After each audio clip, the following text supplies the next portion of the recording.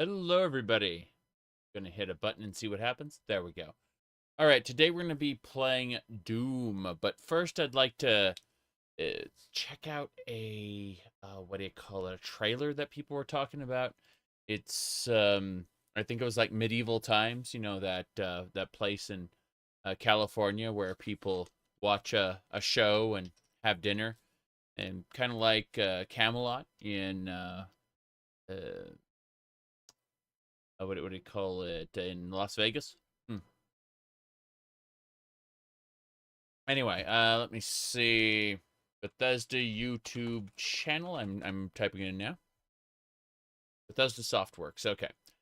I should be able to throw open a quick screen grab of the main desktop. I'm gonna double check to make sure it's correct. So studio mode, main desktop. There we go. Yeah, it is. Okay, so main desktop. There we go. All right. Let's see. So it's the Dark Ages. Okay. Yeah, I was thinking medieval times. So there's two videos here. There's a 1-minute trailer followed by an 11-minute something or other developer direct. While I was playing Morrowind earlier today, people were like, "Well, why aren't you watching the Microsoft?" I'm like, I don't care. But apparently this is good, and I decided to play Doom this morning before this even happened, so this was gonna happen regardless. Hmm.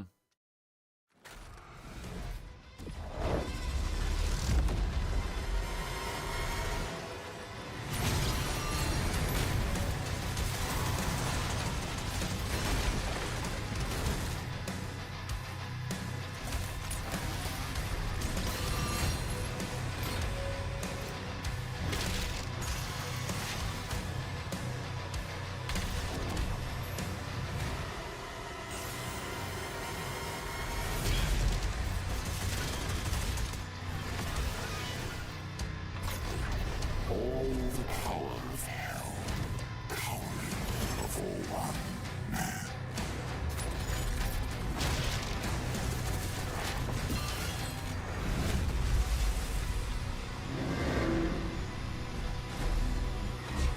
Engines online.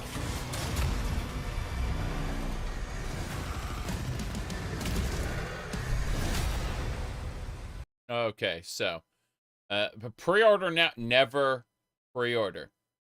Never pre-order. Seriously. Whenever it says this, don't wait a day after a game comes out and check to see if it's good, because marketing exists to lie to you. Now, that said, they kept saying it's in-game footage, so what I saw in this trailer was a lot of moving straight through things, right? You know, a lot more of because remember in Doom Eternal you had to dodge a lot. You had to jump, stay in the air, you know, more or less just get out of the way of things. This, at least based on the trailer, seems to be a lot more hold your ground and tear through things, which okay, fair enough. Now, the fact that they have like a flight suit and a big mecha robot, that is very dumb, and I think that's okay. But who really knows? Who really knows? Is open world? No, it couldn't be. It couldn't be. All right, so let's see here. You said you couldn't get Guncaster or Project Brutality running. You have to grab them as entire folders.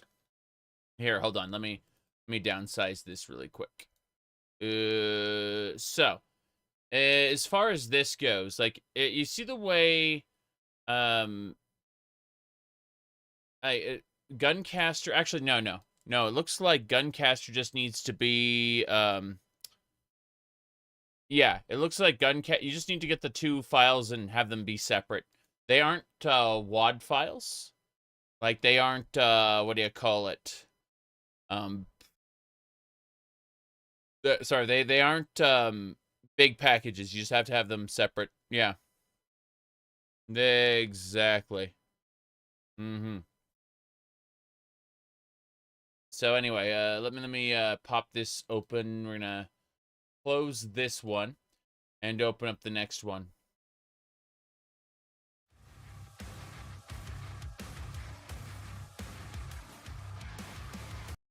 Shut up. Look at how happy everyone is playing their games. It's great. Dude, this looks just as sterilized as the other Bethesda office. And welcome.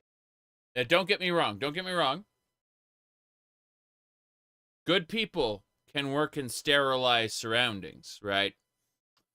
But I remember going to Blizzard back in the day, you know, back when World of Warcraft was brand new, and they looked like they were, you know, gamers and not corporate sellouts.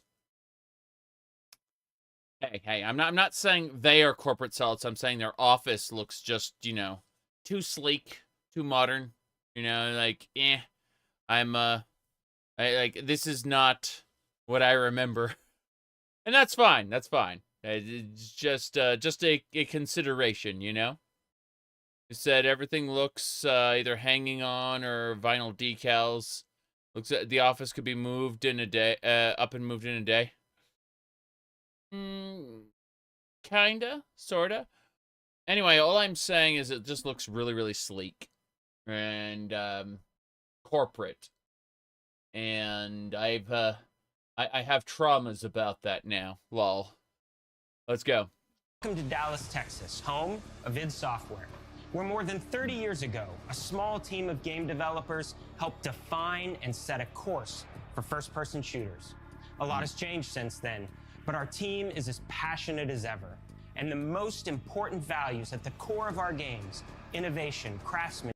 I'd like to remind everyone that they got up on stage and explained how dedicated their mod makers were, how grateful they are that like mod makers have been working on Doom for all this time, and in that spirit, we're showing you a new way to make it more accessible to everyone.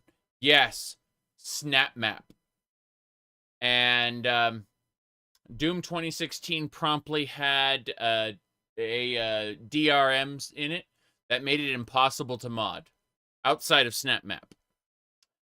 They talked up the modders as a point of sale, and then with one hand, and with the other hand, just disemboweled modding for Doom 2016 from the inside out. Just bam, ripped out the ability to mod it at all. You know, beyond their Snap Map functionality. That is what I will carry with me when I hear id Software talk about stuff like this. So, I'm not saying these are bad developers, okay? Like, Doom 2016 and Doom Eternal were great experiences that I personally enjoyed.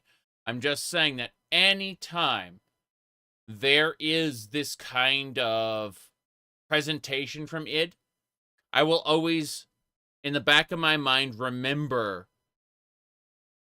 how they fucked everybody. Let's get going. And performance remain a priority for us to this day.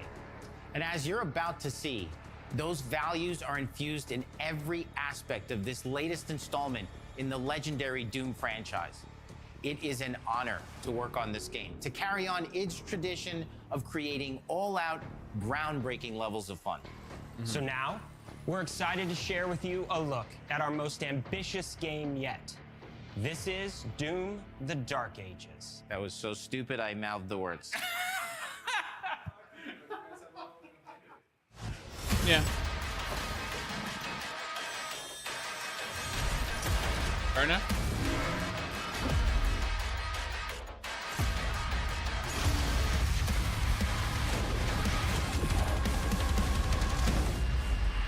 Hold on. In Doom: The Dark Shut up.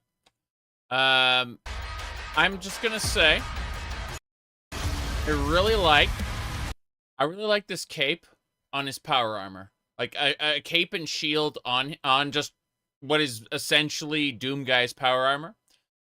I appreciate that a lot.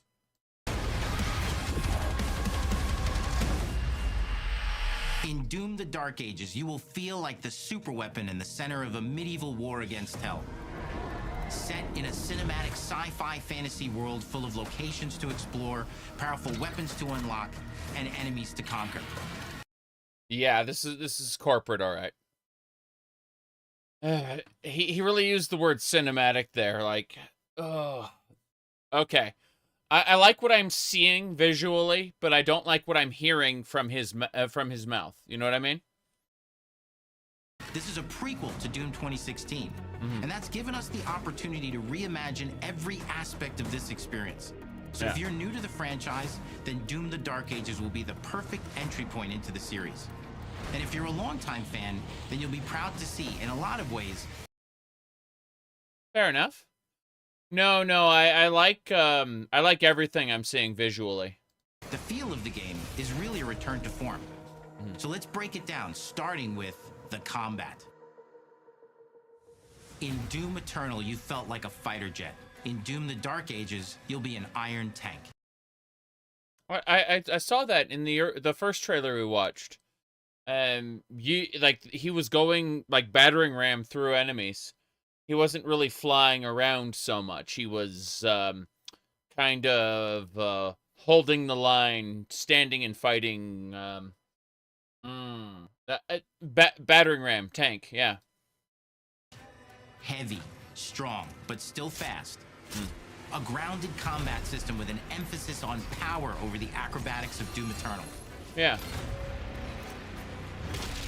And a balance between enemy projectiles and player movement speed that makes strafing to aim viable again, just like in the classic Doom games. Cool. But it's not all about nostalgia. Innovation is the goal, always. And so for Doom the Dark Ages, it's an all-new world with new tools and new mechanics to master. The way he just hyped up innovation, like this is corpo slop. What he's saying, what they're showing is incredible, and I love it, and I'm probably going to buy this game right away as soon as I, see someone else play a little bit of it to make sure that, it isn't trash. But, like, what they're showing is great. Let me introduce you to the Shield Saw. Block. Throw. Parry. Deflect. All from one input. So it's the shield from Unreal Tournament 2004. Hold on, UT 2004 shield. Let me see. Shield gun. Yeah. So what they did is they replaced the default weapon from Unreal Tournament, the original. Whoops. That didn't. Let me try to fix this. It should be top desktop over main desktop. Thanks. Contextual. Let me see here. Hanukkah Labs. Photoshop. Yeah, fuck. Hold on. There we go. All right. That's what I was looking for. So, yeah, the shield gun specifically allowed you to create a shield or to destroy, like, or this part would become a battering ram that would, like, kill anything. And with some mutators, it could deflect projectiles. I don't think it ever had a gun. I don't think you could ever throw it, though. But, yeah, that's what I'm seeing. Kind of interesting. I say as, hold on. Back. There we go. Tons of depth on a single button press. You know, we want every Doom game to... Tons of depth on a single button press. I don't... Okay. Fine. Stand on its own as a unique experience. So in 2016, we asked you to run and gun. In Doom Eternal, it was jump and shoot. Hold your ground. Stand your ground. What do you think? Stand your ground? And in Doom the Dark Ages, you're gonna stand and fight. Stand and fight, fair enough. Because I saw it, like, it was a hold the line was the original thing I was thinking of. But yeah, basically, you got a shield, you got a battering ram. That works.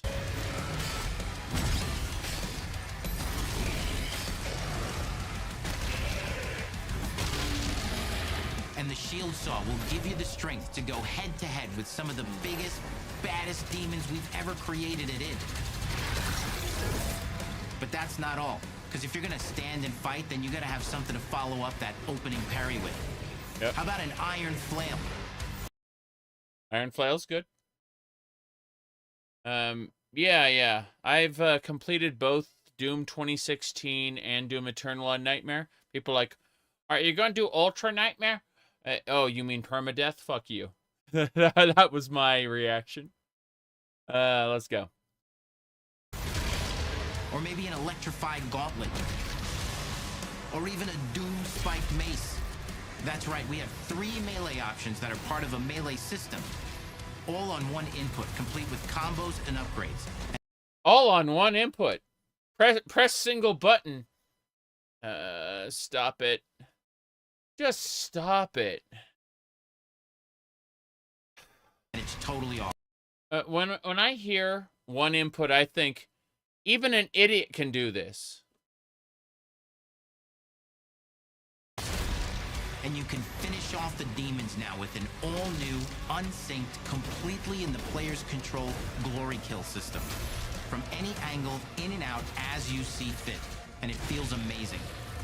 You'll feel unstoppable, smashing your way through the horde with total freedom. And that seems like a ton, but that's just 2 inputs. We got one more really important button that we haven't talked about yet. Okay. I do like the idea of being able to do melee whenever you want. Like, that's something that I really like about Project Brutality, which we're going to be playing later today, obviously. But Project Brutality basically lets you pull out a machete and slash with any other weapon equipped, right? You can have you can have your minigun equipped, and then immediately just with the other hand pull out your machete and slash. And if the enemy is at low health, it'll perform a kill move. You know, Doom, Brutal Doom, which is different from Project Brutality, by the way, actually set the stage for those kill moves, and Project Brutality inherited those, and Doom 2016 took those, renamed them to Glory Kills, and then had the monsters flash when, you know, you were needing to do them. But it all started with the Brutal Doom, and yeah, if they're making them quote-unquote unsynced, where you can use them whenever you want, that sounds pretty cool, but I imagine they'll need to have some sort of punishment if the monster is at too high health. Otherwise, where's the challenge? Anyway. The trigger.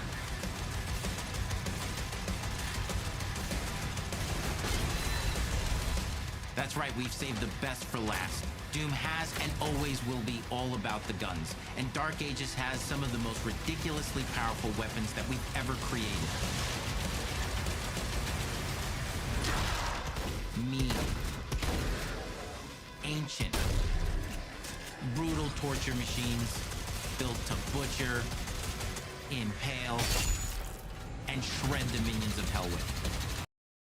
I need to remind everyone who's here, who just came in, when this started, I said he was just uttering corpo slop, and that's what he's doing right now. Like, everything he says is corporate slop marketing language. It's kind of disgusting to listen to, but what I'm seeing on screen is great. Like, there's a great game in here, despite the marketing making me sick.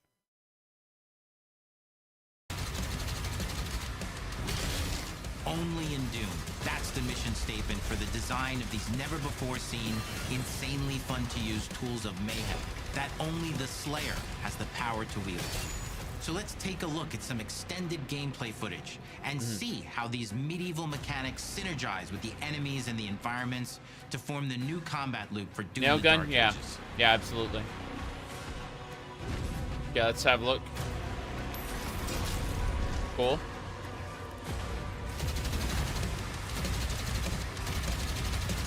It's a little slow. Block. Retaliate.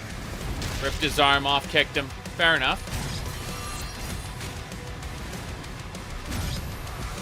So, hold on. Back up. One more time. I need to see what's happening here.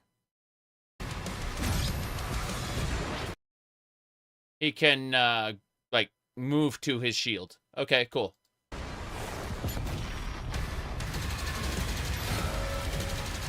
So it looks like when an enemy shoots out a green projectile, he can reflect it. And then it wrecks the enemy.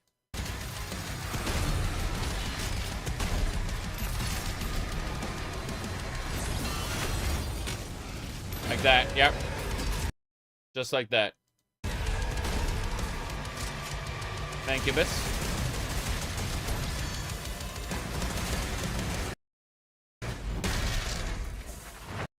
Hold on. I'm curious what triggered that. Like, you couldn't do this all the time. If you could, there'd be no point. So that had to have been some kind of special move or something. You lose your shield when you're doing it, though. You can't defend yourself from any other direction. So, this is cinematic, and that's cool, but what the fuck does that mean for the rest of combat, and when do you get to choose to do it?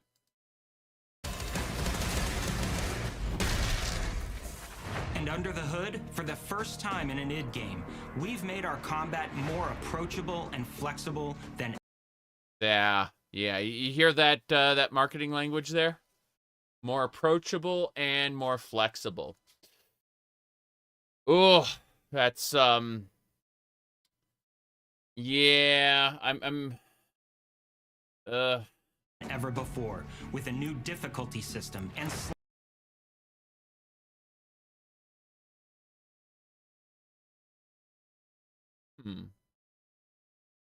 No, that's fine. Yeah, they made it easier for casuals. That's no, that's absolutely true.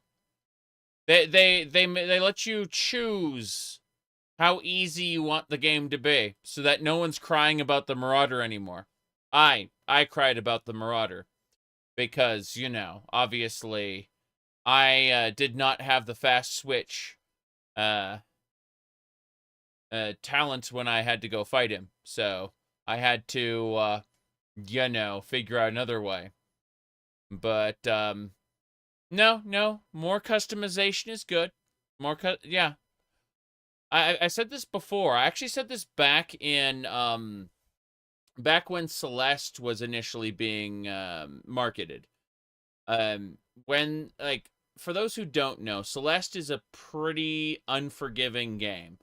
But there's a menu where you can literally turn on cheats, and the game has a pop-up that says, this is not the intended option. Sorry, this is not the way we intended the game to be, but we understand players' needs are different. And that's it. They just give you this pop-up that just says, this isn't intended. And then let you do whatever you want. And as an avid modder of games, I'm fine with that. It's just, the game is being marketed around this. Let's be honest here. The game is being marketed around making it easy for casuals. And that's fine. That's fine. It's just, I could do without the corpo slop script that the guy is having to read, you know? Sliders that will allow players to tune the speed and challenge of the game to whatever fits them best. Yeah. You can slow things down or speed them up. It's a Doom for all Slayers. And the gameplay A Doom for all Slayers, yes. In other words, it's as easy or as hard as you want to make it, and that's cool. That's cool. I respect that. doesn't end with just the Slayer. we finally have for you, you've been waiting for 2 games now, to get in and pilot your very own 30-story Atlan, which is a mech. It's the size of a building, it's powerful, and you can beat giant Titan-sized demons to death with your gauntleted fists. And if that wasn't enough, we also have for you your very own fire-breathing, Gatling gun-toting cybernetic dragon. Neither of I see. these are one-and-done features either. They have a full suite of abilities and even mini-bosses. The spectacle is epic. The power fantasy is unlike anything we've made it in. And the combat systems behind these features are deep and tons of fun. I mean, spectacle fighting is exactly what it needed to be. Like, yeah, fair enough. If it were a different franchise, I'd probably be angry about this, but no, this falls in line with an escalation from Doom Eternal. Like, remember all the crazy stuff we could do in Doom Eternal? This is a step up from that, and I'm fine with that. Like, it's a natural progression for the series. And as cool as all that is, we know that fans of single-player action games expect more than just great combat to pull them through the experience.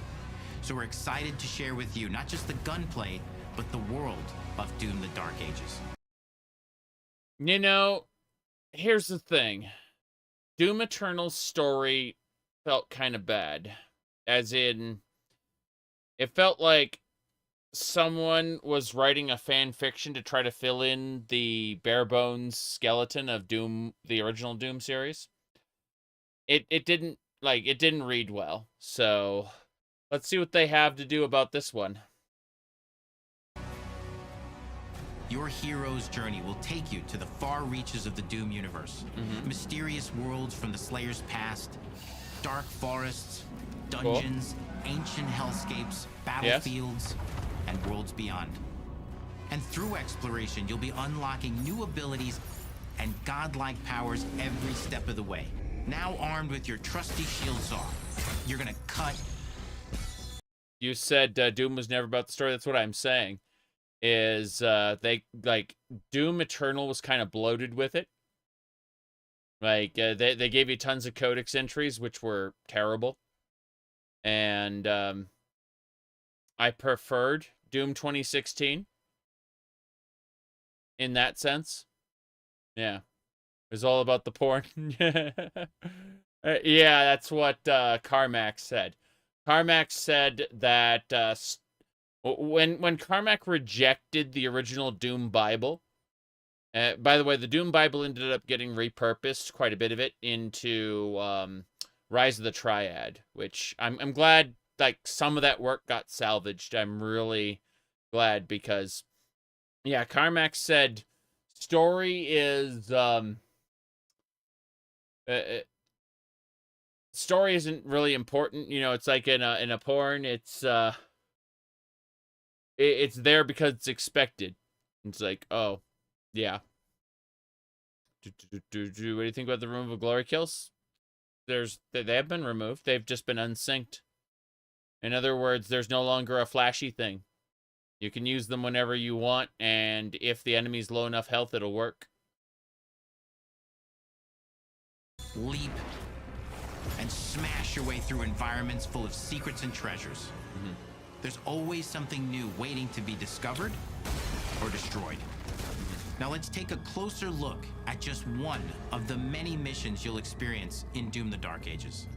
In this level, you will meet the enemy at the gates and save a city from certain destruction.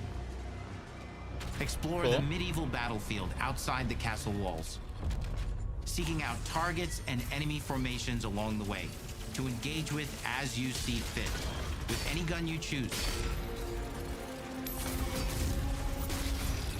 Explore what is the largest play space ever in a Doom game, discovering secret caves and dungeon-like mines in search of vital resources. Yeah, cool. You control the pace of the game. Where you go, who you fight, and the objectives you pursue. I said this before at the beginning, but a whole lot more people are in here now who weren't there at the beginning, so I'm just going to say again. I like what I'm seeing visually on screen, but this guy's reading a script, and it's corpo slop that he's reading. Like, the marketing buzzwords are oozing out of it, and I don't like it. I don't like what he's saying. I mean, I like what I'm seeing. Like, this looks like a great game, and I probably really, really, really want to play it. I'm just saying I'm kind of disgusted at what I'm listening to. It's a Doom sandbox full of war and riches. Once you've broken the enemy assault, head back to the main gates, because the battle isn't over yet.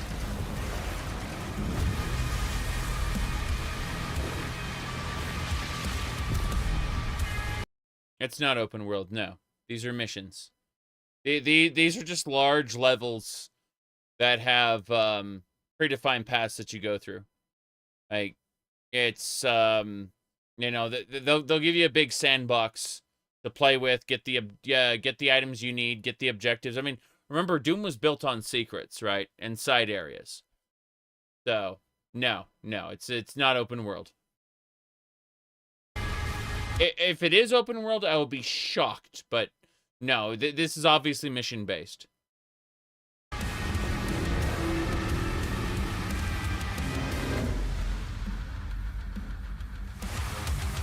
And the soundtrack to your epic adventures will be composed by the... Hold on. Back. I want to see the art. And the... Cool. I like what I'm seeing here. This is great. Yeah. Would open world be good for Doom?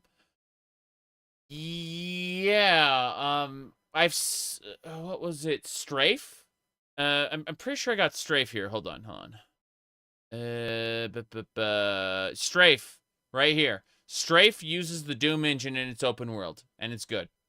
It's an open world game where you have a hub town and a bunch of different paths you can take. It's good. It's also got voice acting. But yeah, it uses the Doom engine. Strafe, yeah.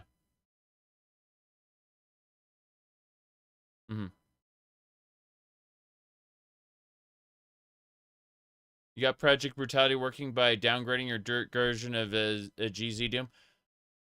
I'm using a in development build of Project Brutality with the latest version of GZDoom. Soundtrack to your epic adventures will be composed by the award-winning team at Finishing Move, providing you with a metal soundscape that's your expand. And speaking of that legend, the story of Doom the Dark Ages, like everything else in the game, is big. It's a summer blockbuster event with everything on the line. Fuck you. Again, I like everything I'm seeing on screen, but hearing those buzzwords just kind of like, you know, like ooze out of his mouth, it's bad. It's bad. And you are the star of the show. Your power is coveted by your enemies and withheld from your allies. With the Slayer imprisoned at the start of our story, the balance of power between good and evil is shifting, and time is running out. It's a new story and the perfect entry point for new players. It's easier to access now as we've taken the narrative out of the codex and into the cutscenes. But the narrative in the codex was bad in Doom Eternal. Like, it was not good. So what they're saying is they're taking that ignorable bad story and they're putting it in your face. That's what they're telling me, at least. Now, if they happen to make the story better at the same time they're putting it in my face, good shit, right? I'm all on board with that. But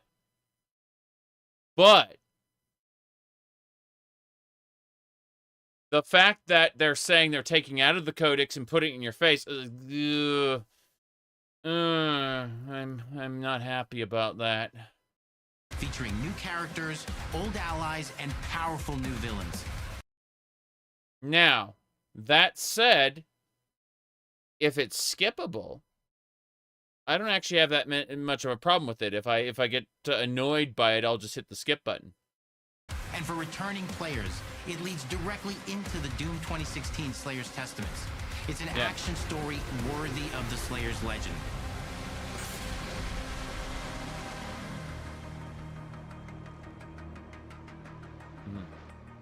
We've got 10 years of making modern Doom games together. Modern and we've Doom. done better with every game we've made. The hope with all this, the goal, is to give players an experience that's as fun to play as it... So in Aaron Sorkin's The West Wing, and it was a television show about people who worked in the White House. Now, because they had to talk politics a lot, and the actual political process is extremely boring, especially if you've already heard it before. What they did was they basically figured out that they can have people talk to each other as they walk down the hallway, right? And by doing this, they build up a form of narrative energy. Basically, they create the illusion that the story is moving forward, and it creates a build-up in the viewer's mind that the viewer may not be conscious of, but it actually energizes the viewer to find out like what's going on, right? And that's what this is. Hope with all this, the goal, is to give players an experience that's as fun to play as it was to make. And make something that's good enough to become the best game id has ever made. But that is for you to decide. When Doom: The Dark Ages releases... There you go. And that said, everyone's there, and, you know, like, again, I have nothing against all these developers who spent time and hard work on this game, because the game looks great. You know what I mean? Like, it's yeah, it looks like a great game from what I saw. I'm just the only thing I'm skeptical about is the story that they're bringing out of the codex and into the narrative, right? They're bringing it forward into the gameplay, and I'm not sure about that because it didn't look very very good. That said, again, if the story is skippable, I will have zero complaints, even if it's bad. Yeah, that's it.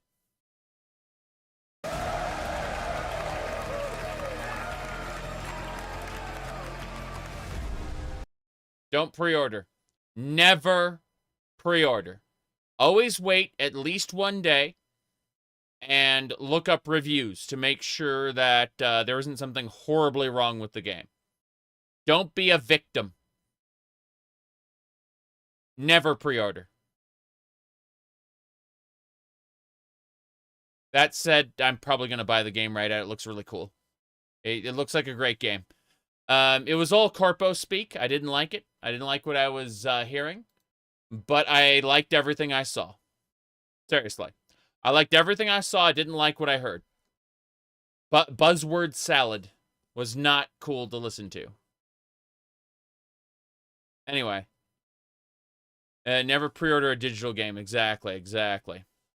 Anyway. We should be past the pre-order point. You can buy it like a day or two later. That's not how people work. People are emotional creatures, and they operate off of what do you call it? Impulse buying. It's still as relevant as it's always been. In fact, now that we have people who, you know, will play the game day one, yeah. You can, you said it's $100 for early access. You know what early access actually means, right? Or when a game charges extra for early access, what they're actually saying is, that it's extra money for on release, and then if you want to play it late, you can pay less, right? You can pay less to play it late. That's what they're actually saying. And it operates, and you may say that's not true, but it's actually affecting people psychologically. That is the process that they use to force impulse buys. Like if on day one I play it, if I spent the $100 and on quote unquote early access day one, I hype it up, you betcha a lot of people are going to get like washed up in that hype, and they're going to get caught up in it, and they're going to spend the extra money to buy it as well. Maybe not you. You might be the smart person. But think of all those, like, the people who are very susceptible to that kind of thing. Seeing their favorite creator making, yeah, fear of missing out. Exactly. Exactly. Pumps up early positive reviews. Correct. People will be in their honeymoon phase, and they will have a larger sunk cost fallacy to overcome. Now, that said, again, like, despite the fact that I am saying all of this stuff, I really like what I saw in the trailer. I'm probably going to buy it, like, as soon as I'm not going to spend $100 on that unless I were to look at the physical goods and go, I got to have those. Yeah, I'm probably going to be playing it at, quote unquote late. You know, the real late. Anyway, that said, let's go ahead and throw open the Ultimate Doom. So I'm going to be running, for those who are unaware, I'm going to be running the Ultimate Doom with the maps of Chaos, which massively expands the vanilla game maps. I'm using the Corruption Cards Randomizer, which is going to change things up quite a bit. And then I'm using Project Brutality, which is a it's kind of like Brutal Doom, but it was originally a fork of Brutal Doom, and since it's evolved into its like completely separate own game mode. And TNT Evolution, it's down here. I'm not going to be playing that today. Let me see. All right. You said they should have shown the gameplay first and kept their mouth shut. What are you talking about? They said everything they needed to maximize sales. Yeah. Yeah. Anyway, let's see here. Yeah, so gonna be running those. Just gonna hit play, launch. I have to launch it first, and then after I launch it, what's going to happen is I'm going to go in and change something. So I have to wait until it gets to the main menu. As soon as it gets to the main menu, what's this? Oops, my bad. I accidentally let a different plugin run. Okay. It is 75% loaded. And do I like Doom 2016 and Doom Eternal? Yes, but less than the originals. And that's because the originals are action mission based games like boomer shooters, right? And then the what do you call it? Then the Doom 2016 was a transition halfway into arena shooters, right? You had your your mission-based level structure where you went around levels in Doom 2016, but then every once in a while you'd find a gore nest and it became an arena shooter. And Doom Eternal just went all the way into arena shooters, and they're all good games. It's just they represent a transition from something I really, really liked to something I liked less. Now, you may say, although you hate it then? No. I like it. I just like it less. Okay? It's still within the scale of I like it very much. Just to different degrees of how much I like it. You know what I mean? Anyway, let me go ahead and set this up so we can get ourselves running. Should be PB. That should do it. Cool.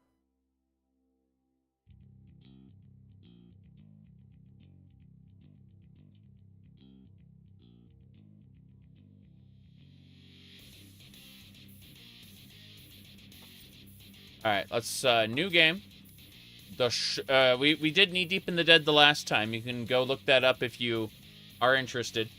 But we're starting with the Shores of Hell on Ultra Violence. Now, the difficulty levels are different. They do different things now. So you can see Hurt Me Plenty is the intended difficulty. Whereas Ultra Violence, 20% more damage taken and 20% more aggressive monsters. They will actually react to things faster. Yep.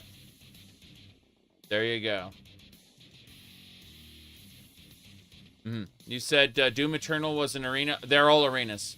You go from arena section to arena section to arena section, Doom Eternal, with some minor platforming in the middle. Let me double check something.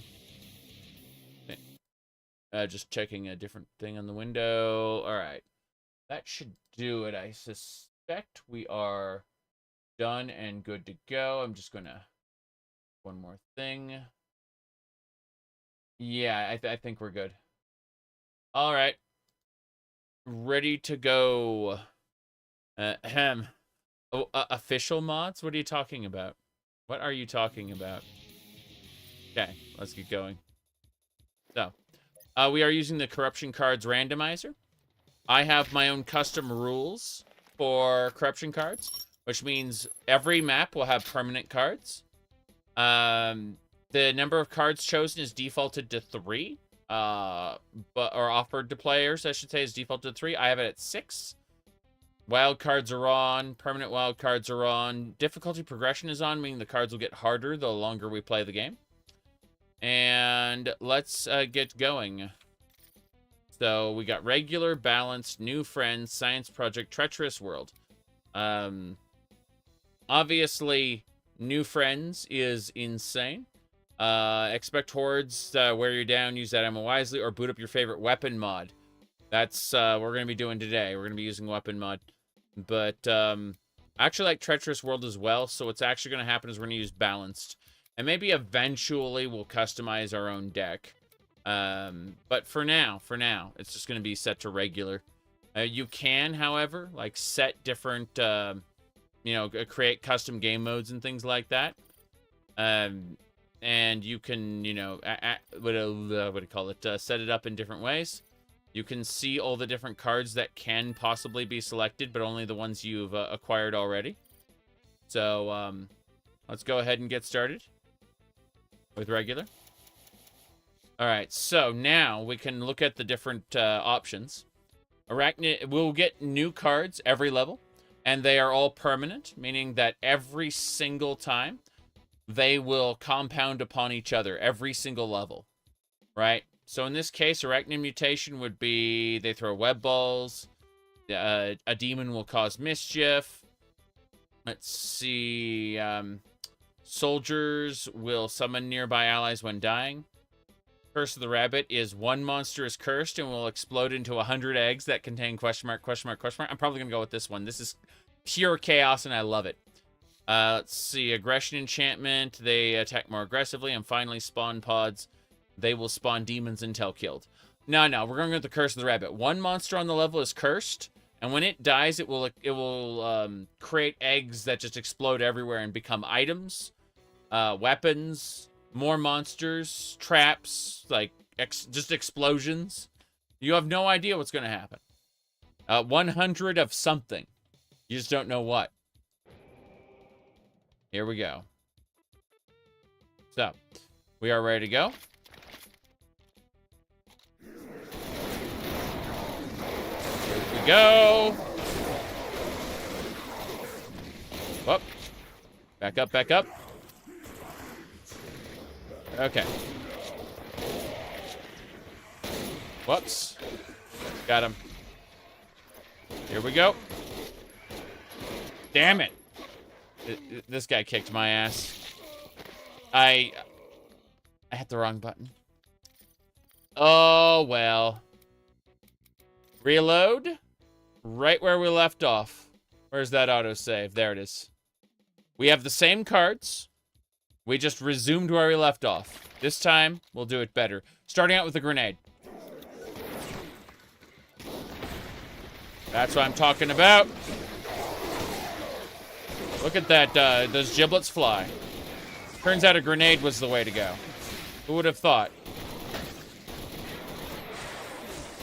That's better. Look at all those, drops. Delightful. All right, let's have a look at some of the guns we have access to. I think we can make a, what do you call it? Yeah, we can akimbo those. That's good. What else? What about these? Yeah, this one I can just keep as is. That's fine. All right, come on down. Come on down. You should be fine.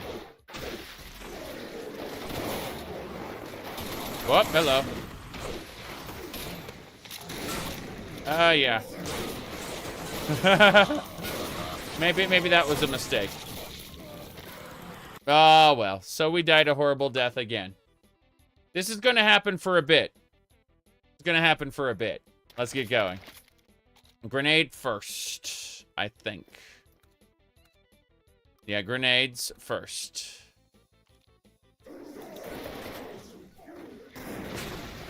That's better. Damn. Whoop, hello.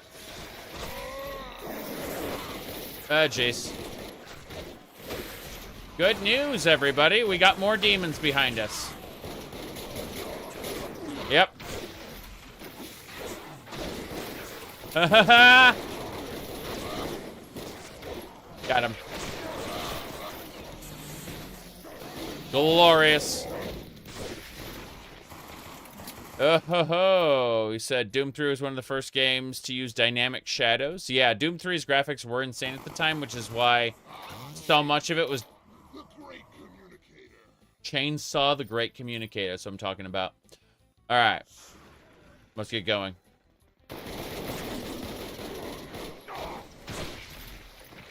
And see how we got to kind of... Episode 2 from Maps of Chaos Harsh. Yes, I'm pretty good at this point with Chapter 1. I'm really good with Chapter 1. But let's do this. Throw a grenade in there. That feels better. Okay. Oh. Backing up, backing up. Okay. That guy right there. Bye. Whoa, Jace! That guy had a rocket. Got him. Cool. Is that a mini guy? It's a tiny little guy. Crazy. All right.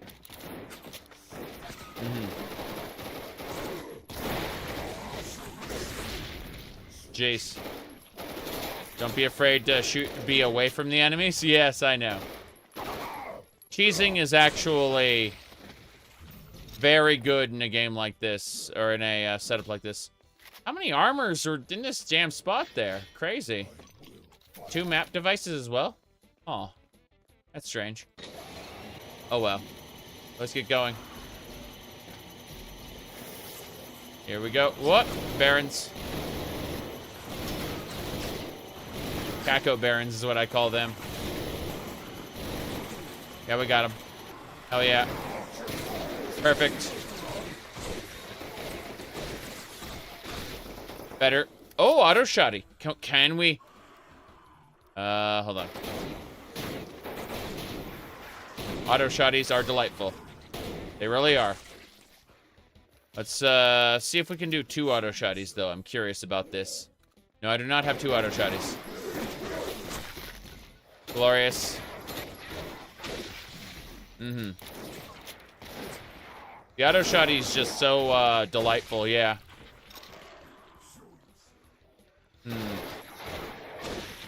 Okay. Let's switch to bullets.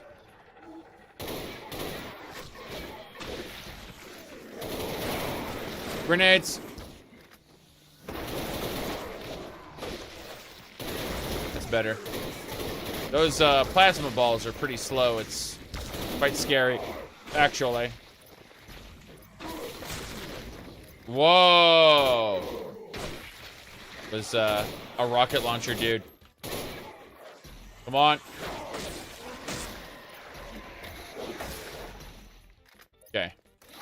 Need to reload. There we go.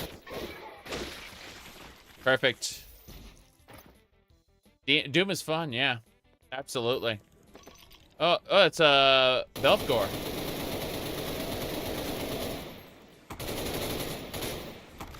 Have to be careful. These guys get kind of scary if we don't keep it up. Hell yeah. Woo! Not as bad as the Infernuses. The Infernuses will create, like, spikes. And it's actually quite scary. These levels feel a little weird. I wonder, am I getting deathmatch power-ups? Am I getting deathmatch power-ups? There's got to be something, yeah, something's going on here. No, I don't see any deathmatch flags turned on. Like, yeah, here, hold on. Like, if I turn this on, you can kind of see ZDL, right? If we kind of bring this up. Yeah, I don't have any DM flags on. So, yeah, I don't see it. Kind of strange. Oh, well. Tis what it is, I guess. Yeah, mess with something. Need to close this up. Okay. Running something in the background. What gal? Are you talking about, Lana from The Legend of Zelda? She's, one of the heroines. Yeah.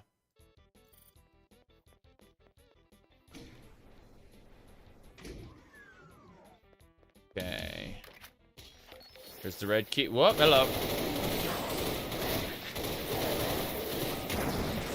Got him. Oh, jeez. That was a lot of enemies. Yeah, Lana, she's the, like, other half of Sia. Best enemy at Glory Kill? Baron's felt the best out of the vanilla cast. That guy just jumped on the head of his, companion there. I guess none of them are companions. Come on. Perfect.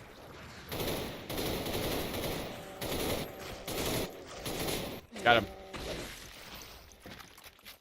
Yeah, you rip out his spine. Yeah. The, this'll do.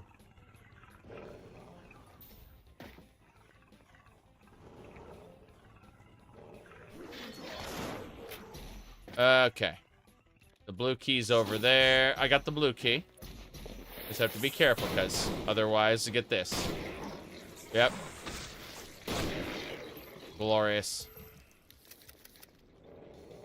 Baron time. Damn. Oh, jeez. Kaku nonsense going on there.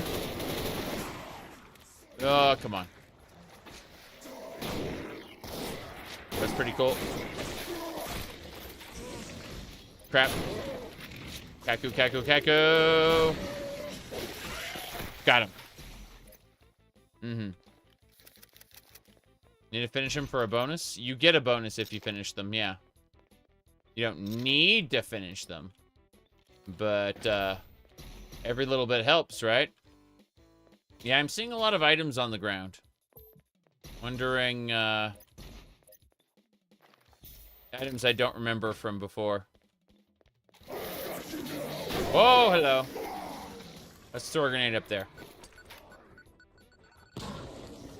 That didn't kill anybody. Try again. That's better. Let's try a different strategy. Really? I ain't doing anything. What? Curse of the Rabbit. One monster explodes with question mark, question mark, question mark. Speaking of which, I want to check something. I want to make sure I'm using the Project Brutality options here. Spawn settings. Ooh. Yeah, chaotic random. That's what we got. So we have no idea what monsters are going to be what. It's going to be fun. This'll work.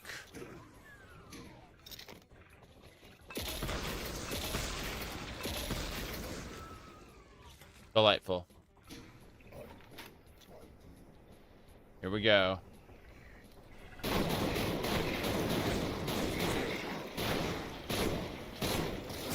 Good. What else? Reload, reload, reload! Demons. Demons everywhere. This wall opens up. I knew it!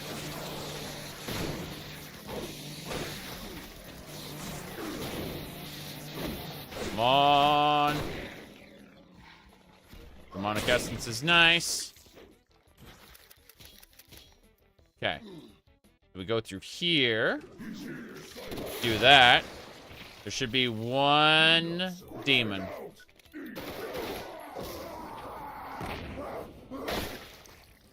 That was really funny.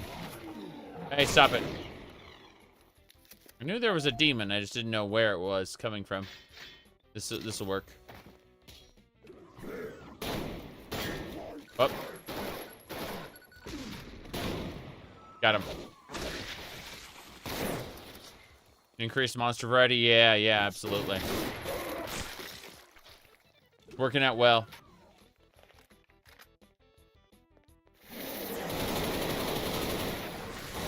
Come on.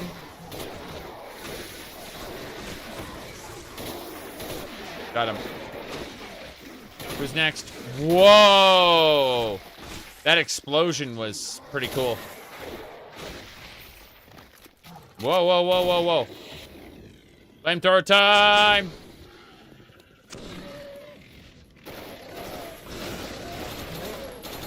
Got him. Okay. Yeah. Go back now. This way. I'm out of bullets. These bullets will do. More importantly, anything else I'm missing? I don't think so. Go this way. How do I activate the switch here?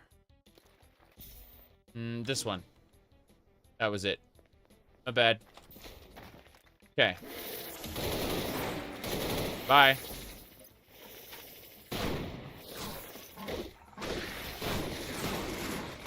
Good. Haha. Glorious. Let's go back in.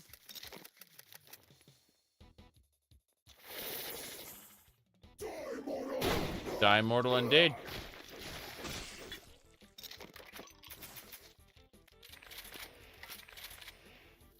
That is a, not a plasma rifle. A frost gun. This is fine.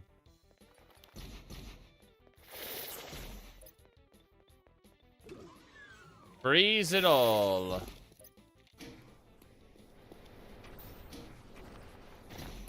So get us out. Here we go. Whoop. Nothing? Nothing? Nothing.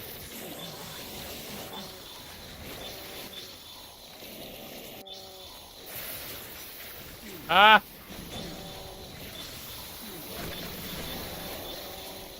Glorious.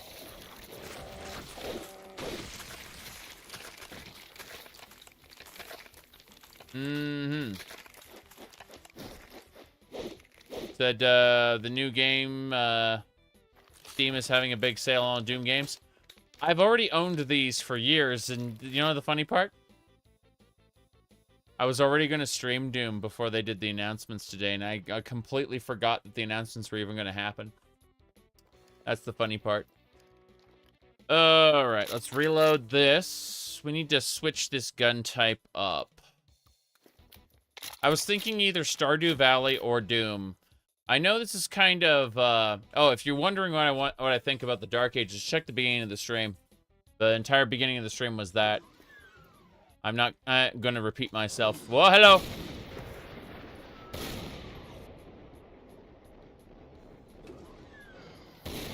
Yep. Oh, jeez, that hurt.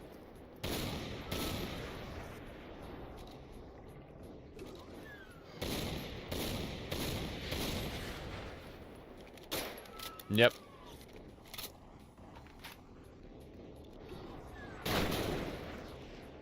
Got it. That's the exit. Let's go get our armor. Whoa, hello. That was interesting. I wonder what's up with that demon coming back. How are we doing? We've got all the secrets already. So we just need to go get our armor, and then we're done. There it is. Kind of interesting how much stuff was littered around this level. It feels like there's more than usual for some reason. Doom Animal Crossing crossover. I don't know anything about a song. I mean, let me see here. Think it was... I mean, were you talking about, hold on. Like, no, I don't know any songs.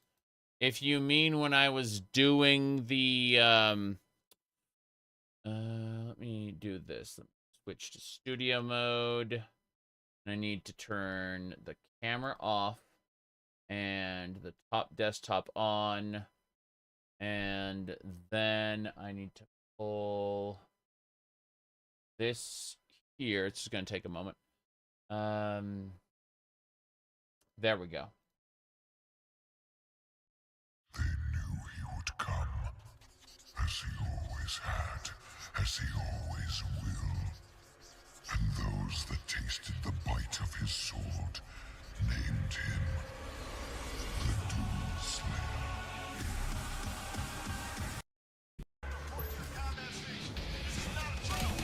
Okay. Step one, this door won't open. We have to punch it. Next, we got imps. Okay. Good. Perfect. Very good. Very good. She can shoot. She can toss you med packs. She can do a lot of things. She tossed armor during that fight as well. Yeah. So. Yeah, so I don't know anything about songs, but we did have the Animal Crossing character. And she's actually very good at what she does. Yeah. Damn. Oh, I'm hurt. Gonna back up for a second. See? Yep. That's all. I'm just showing that off real quick. That was yeah. That was a little game we played there. A little game of Doom. Let me see. That was 4 years ago. Yeah. That's it. All right. Anyway, we can get back to it. I got my armor. Let's get going. We got all the secrets.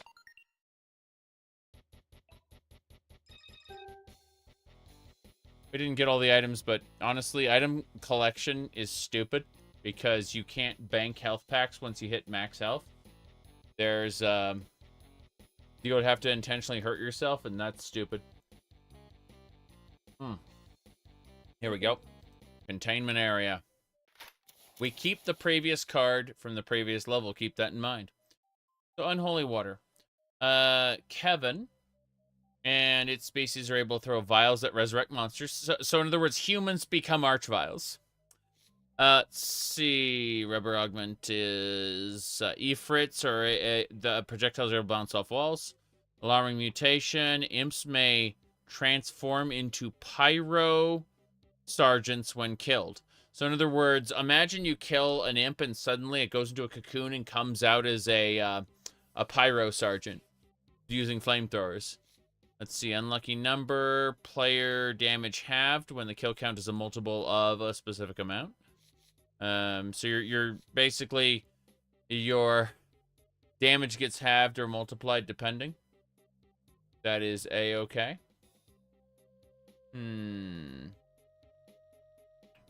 What else? Aggression is demons attack relentlessly. And then one monster secretly cursed, it spawns vegetation. I think we'll go with the unholy water, actually. Humans resurrect their friends. That sounds awful. Let's do it. Okay. So, let's just make a save. Act 2, P1. Wait, is that Act 1? Yeah, Act 1. 2P. There we go. Let's go.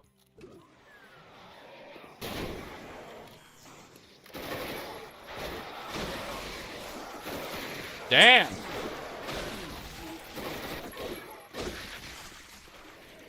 Crazy. This is the containment center, eh? What else do they keep here?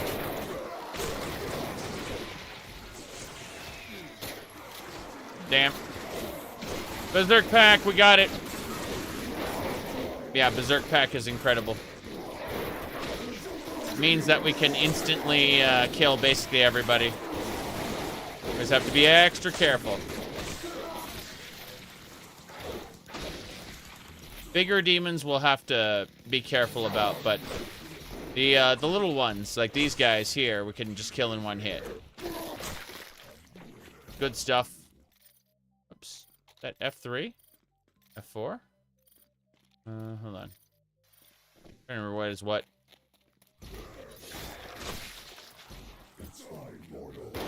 A lot of monsters. Whoop, hello. Is that what I think it is? Is that a pain elemental? Yeah, it's a pain elemental. Scary. Kill this guy. Whoop, Kaku, Kaku, Kaku.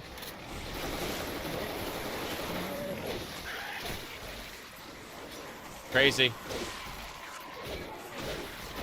There's the pain elemental. I was able to kill it instantly because of all the infighting damage it took.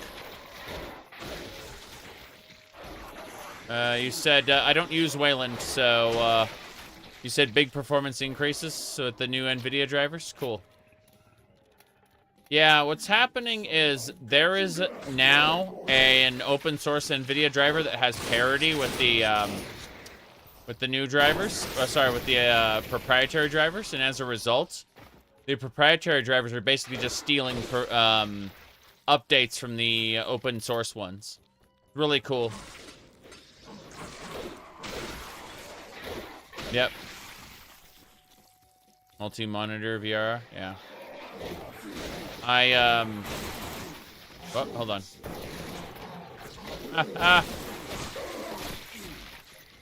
Gotta be careful. As long as I have the Berserk Pack, this is crazy. But no. Yeah, all Pro 10 games, that's cool. I'm running, to call it, I'm running the GZDoom Engine, which is operating system agnostic.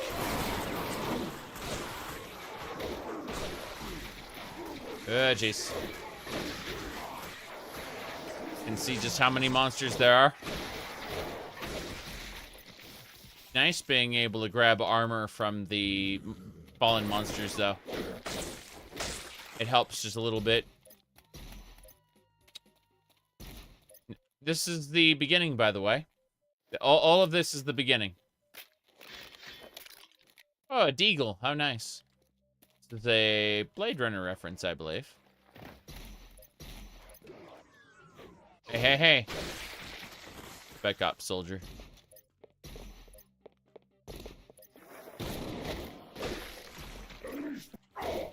That guy's a rocket launcher bastard. We killed him, though.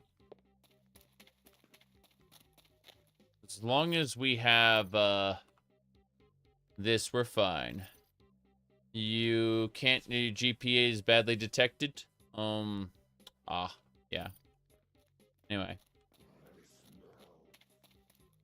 I'm on NVIDIA specifically for the... Damn! That thing slid away. What was I saying? Yeah, it's a deagle.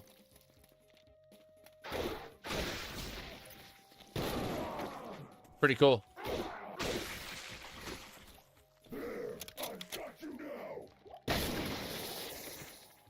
Glorious.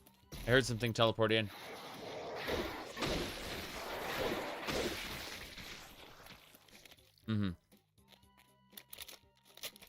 You said try studio drivers? Oh, David's probably talking about like an Intel integrated GPU. Based on what I've gathered.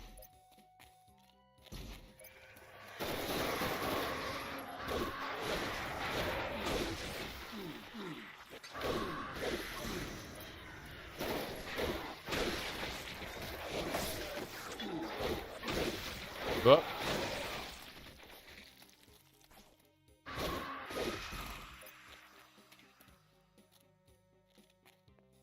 All dead. Good.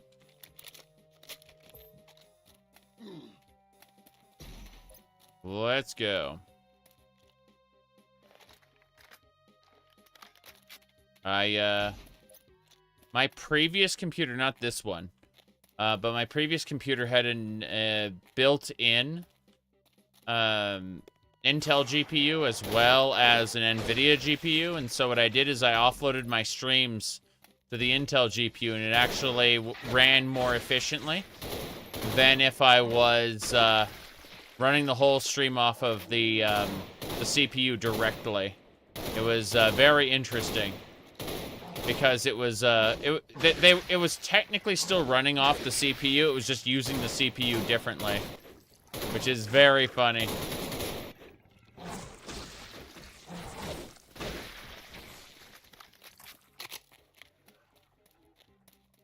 Gotta be careful. This was a long time ago, though.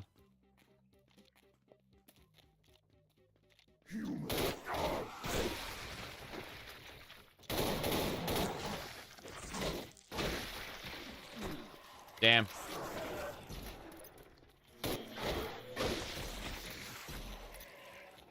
Here are more monsters here, yep. That was very strange.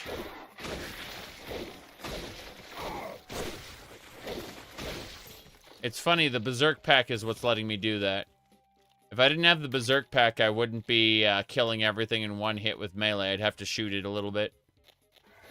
But as you can see, Berserk Pack lets you kind of skip the weakening the enemy step. At least when it's a low-level enemy. Higher grade enemies like Barons of Hell and stuff will still need to be shot at with copious amounts. Yes. Oh, geez, bye. I saw that grenade on the ground and was like, hey, how about we not get hit by that?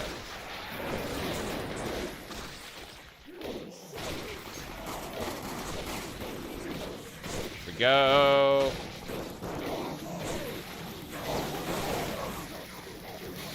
Wow, those chainsaw guys, though.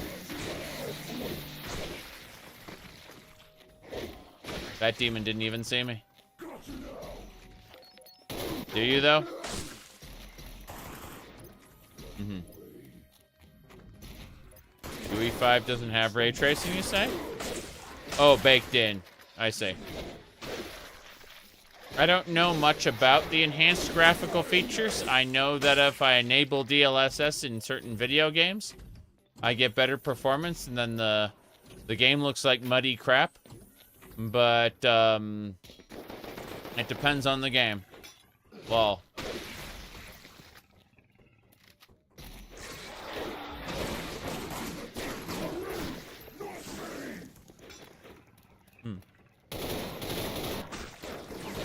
But yeah, my understanding of graphical features is very limited because how much I care about it is also very limited.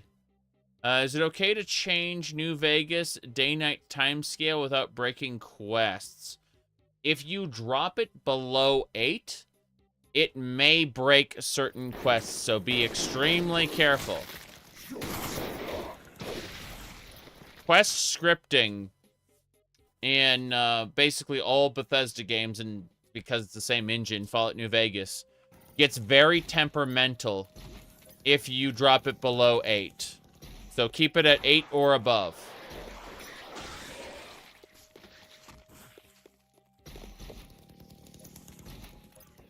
I've had nothing break in my experience, but my experience is not universal. I can only tell you what happened to me.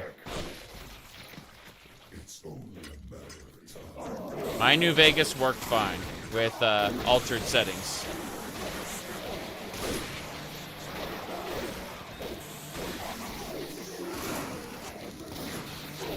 Damn.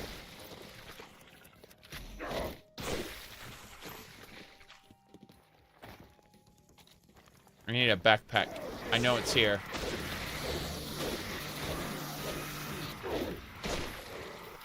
Whoop.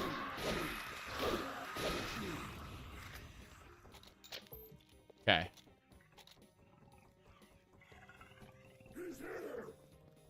He's here, yes. Okay, that's not a backpack. I wanted the backpack!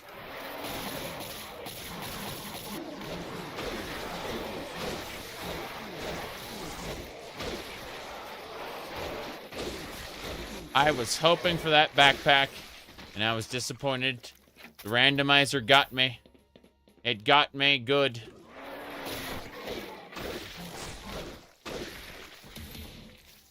I mean, a plasma gun is good. But when stuff gets randomized, I have no idea. You said they, them? No! No, it's even better than that. Check this shit out. We can choose to make our character... Look, okay, there's male, female, neutral, but then, we're gonna go even further beyond. Object. That's right. What do you mean Zarek killed itself?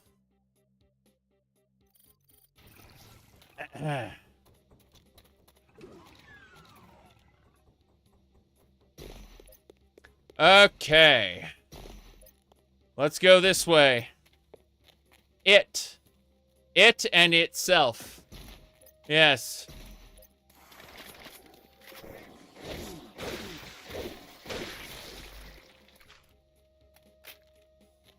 Okay.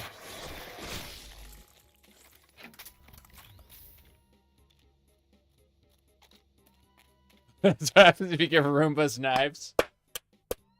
Exactly. Okay. Having a lot of fun. Gotta take a break for a moment. I'll be back in, like, probably less than 5 minutes.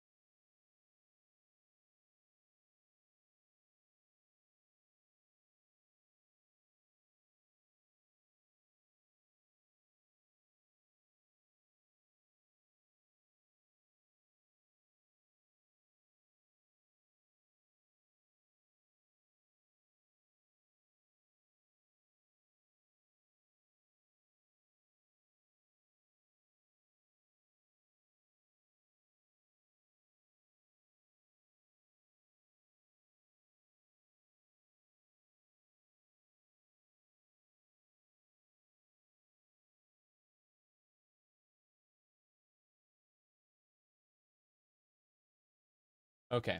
I had to grab this bag. Had a couple of these in it. I will show what these are in just a moment. All right. So. There we go. Cupcakes. These are cupcake wrappers, right? But inside, the cupcake wrappers were used to make brownies. Great brownies. Mm-hmm.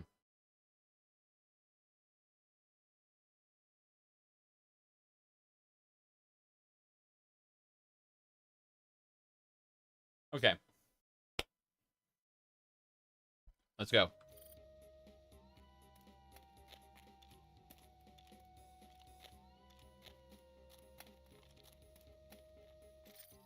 Kingdom Crumb Delivery. Hungry Henry's Adventure. I sure could use a bite to eat. Yes. That's what KCD means. Hmm?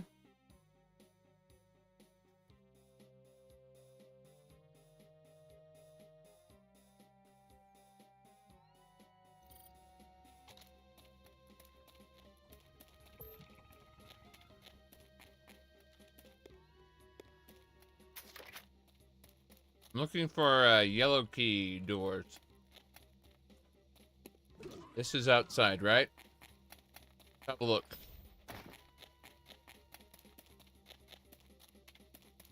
It's crazy that the whole level's inside this thing. If you tried to have this level on the vanilla version, you looked over there, it would be like, it would clip, it would break. Yeah.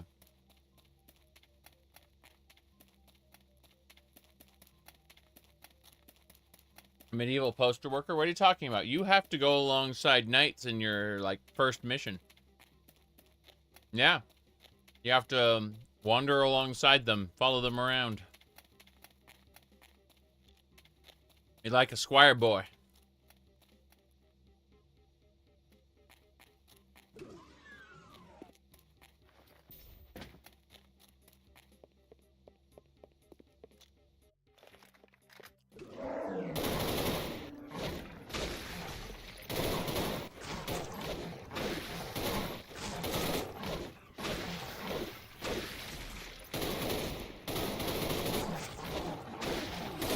Oh, jeez. Here we go.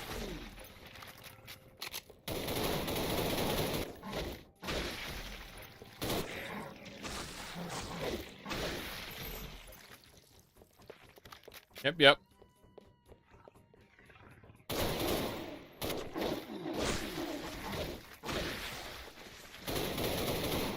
Squire boy don't do no fighting. Squire boy follows along and learns.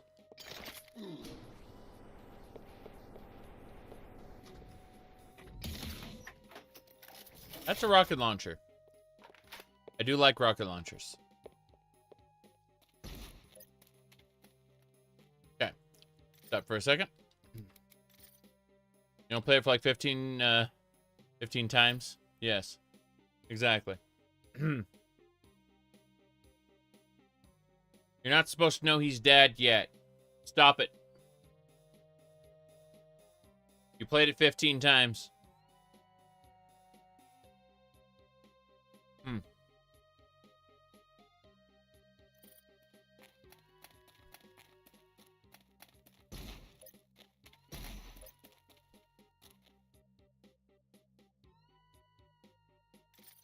I like that you have to learn to read. Yeah. I like how they scrambled all the text if you don't know how to read. Pretty cool. Mm-hmm.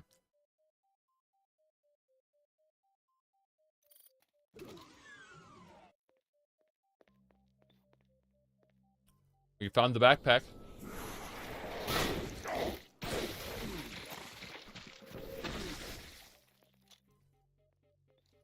We're opening all 3 doors.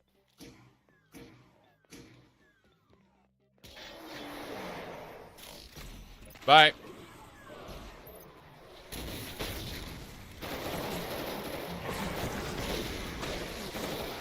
Gotta be careful. Near the Cyber Baron in there. So imagine a Baron of Hell, but it can also shoot rockets. That's a Cyber Baron. I did like what they did in Doom Eternal, where they brought back like the classic Cyber Demon and just called it a Tyrant. Because they kind of screwed up and turned the Cyber Demon into like this unstoppable super boss. I mean, it's very stoppable. I killed it myself, but I appreciate that they brought back classic Cyber Demons and just called them Tyrants.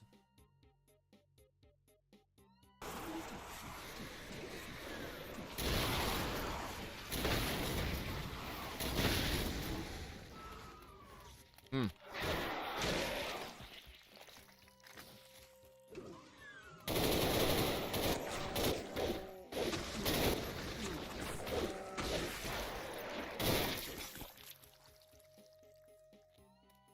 Okay.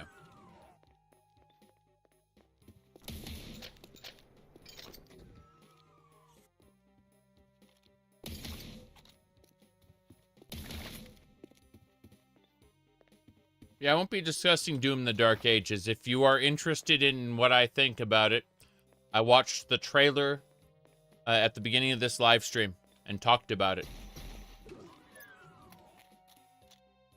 Okie dokie, here we go. It'll be on the YouTube VOD. You should just be able to rewind. Alright.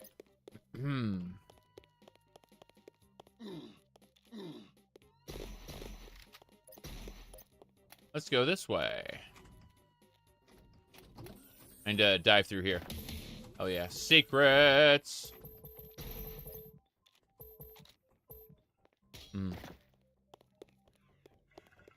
Cheesecake, you only got a cake. I freaking love cheesecake. Strawberry cheesecake specifically. Love it to death. Okay, before I go through there, we save. Let's go. Do it.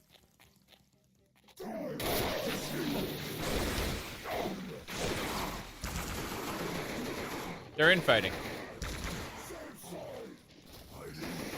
Same side.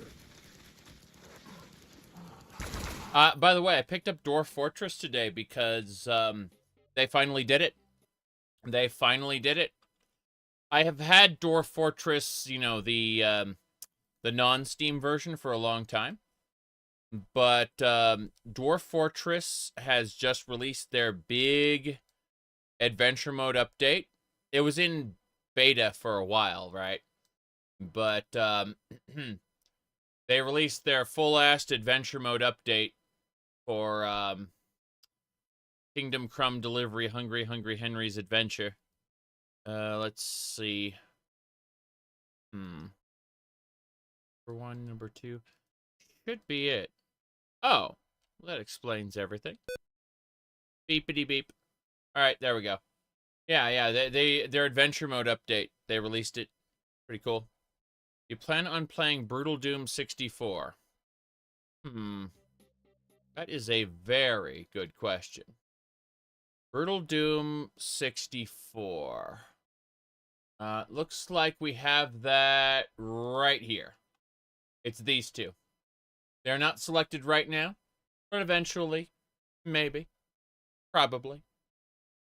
Yeah. What makes it? What does adventure mode do? So, Dwarf Fortress, you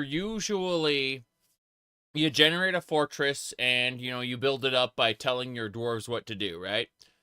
Well, in adventure mode, you play as a single adventurer generated in the world. Because remember, when you create a new world in Dwarf Fortress, it generates the history, all the historic figures, all the great monsters and threats. It generates, like, the history between the factions. Every single person has a personal history generated, right?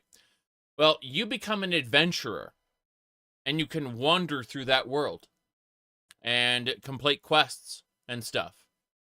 Yeah, it's just straight up a dungeon crawler / adventure mode where you go and do whatever you want as a person instead of a fortress. But it uses the same generation tech. So everything is generated. Yeah. Anyway, I've been waiting for that to drop because I'm a big fan of that mode. Taking Dwarf Fortress's procedural generation and putting it in the hands of an adventurer. Freaking love it. So now I have, on Steam, I have 1,390 games. Oh boy. Can't wait to get even more. Can't wait to get even more. Oh well. 'Tis what it is.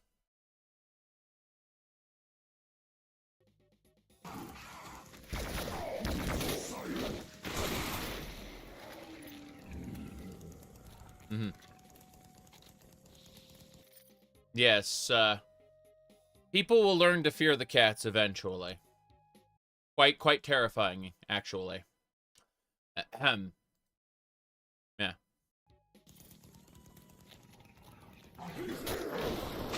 Run!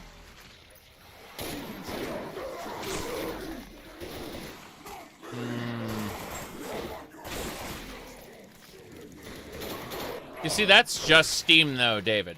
That's just Steam.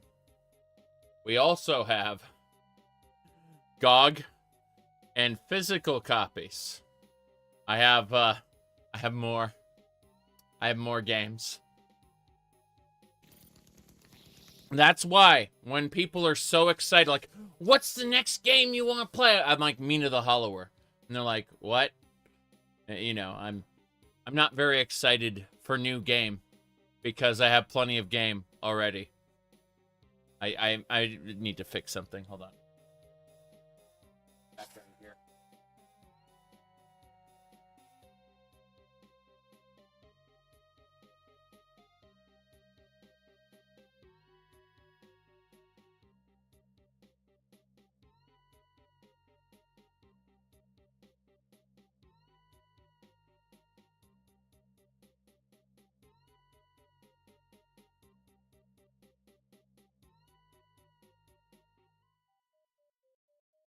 The cat, in normal cat fashion, knocked the thing over. I fixed it. Took care of it. It's all better now. Alright. Elder Scrolls 6. I have faith that Elder Scrolls 6 is going to be as good as Skyrim, probably. And people are like, but it's 10 years later, or 11 or 12 years later. What is, it needs to be better than that. I'm like, I don't have faith it's going to be better than Skyrim. I just think it's going to be as good as Skyrim.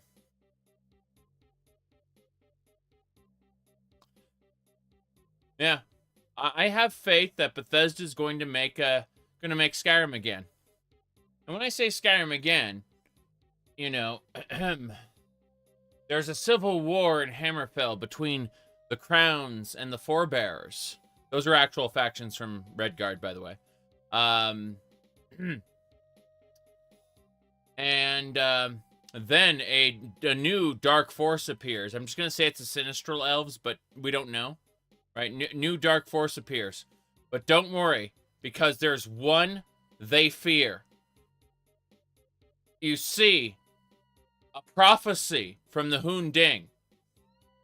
One who would come, who had the natural talent of the sword singer. Energy Blade. They can sing with the power of the sword. Hold button to perform the three-note song.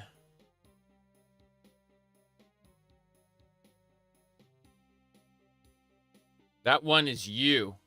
Exactly.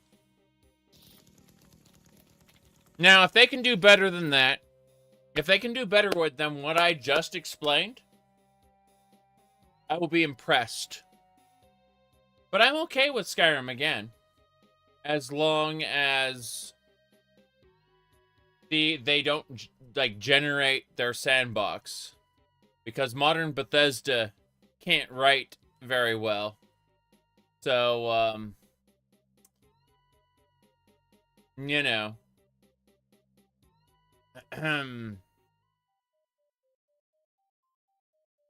No, they're definitely going to sell mods again. No question about that. But I told you my expectation.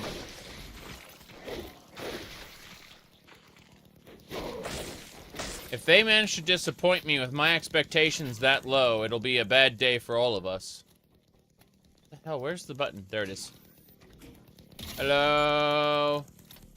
I got a plasma gun. Awesome. No thanks. He said diet mortal.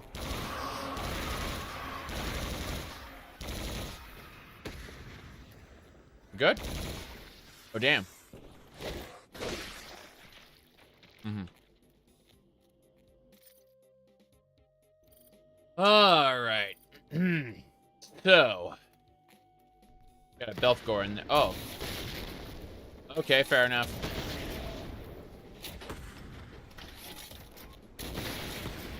That's one down. There's one more to go. Grenades.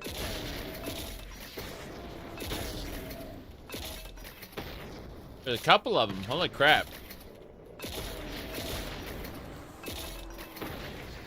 He tried to charge at me just now. That hurt a lot.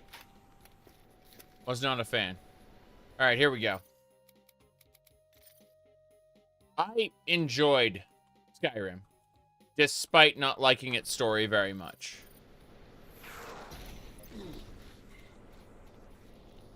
And as a result, because I liked Skyrim, I will probably like Elder Scrolls 6.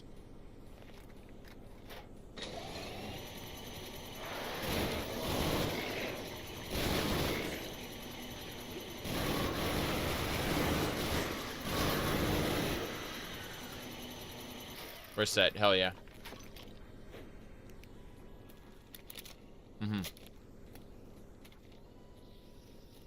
I don't know when I'll get GTA 6. Maybe, maybe when they put it on PC, maybe, a little ways afterward. I don't know. Wouldn't say, I care about GTA Online, so, you know, already extra question mark. You said it's gonna be $100, LOL. How fast is the Switch 2 gonna be? The Switch 2. Depends on when Mario Kart comes out. And, you know, like, my wife and I grew up playing Mario Kart, so, well, not grew up, but, we played Mario Kart a lot. We grew up on the same block, and we played Mario Kart. And now that we're married, we still play Mario Kart. What I'm trying to say is that there's going to be zero chance of us not eventually getting the console that has the next Mario Kart. It's going to happen.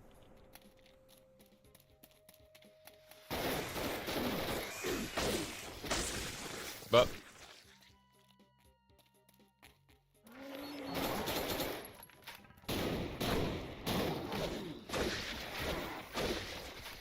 occasionally I see these posts online of some, like, someone screenshotting a Japanese cartoon or a comic book, you know, anime or manga, with, you know, like a childhood friend kind of like relationship, and they go, a reminder, you will never have this.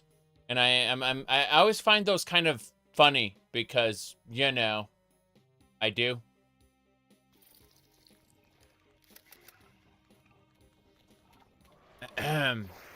Whoop.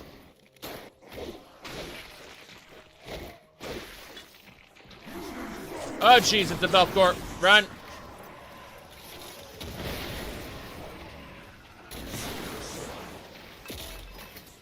We're gonna drop grenades down there. Damn flexing.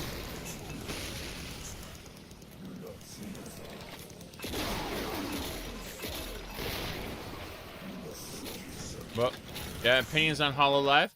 The Japanese idol industry is disgusting, and I hope that they aren't hurt too badly when they are allowed to graduate.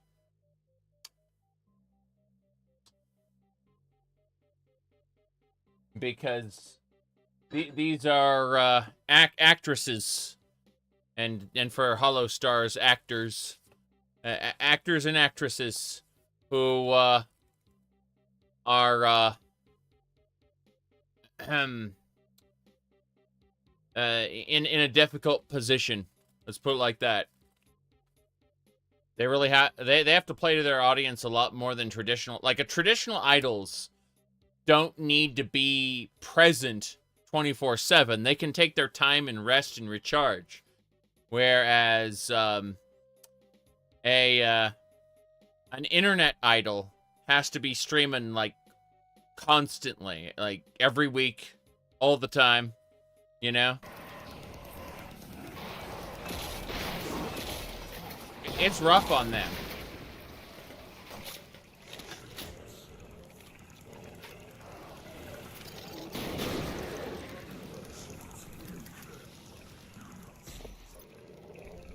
Whoop. Wow. Managed to get away from that. That projectile bounced off the wall. That was sad. Okay. Right. Mm-hmm. Said, the shark girl gets to never streams and she is the most popular. Yeah, but she kind of earned that status, didn't she? You can't get that way overnight, and you can't necessarily compete with that popularity ever.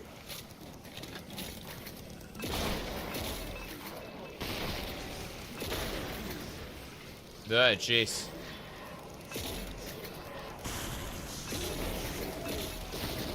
That's another Belfgor. And an Infernus, too. Belfgor and Infernus. Yeah, the exception proves the rule. That's a saying. So, anytime you make a statement, and someone will come out and name like the one major exception to that rule, that is the exception proves the rule. In a lot of people's minds, it should be the exception debunks the rule, but that's not true most of the time. Some stream all the time latest games for views, good or bad. I see. What I think about the latest Switch games? I actually liked Breath of the Wild, but I'll be honest with you, I modded the crap out of it. I looked at that durability system and I said, all weapons will get increased durability by a factor of 10.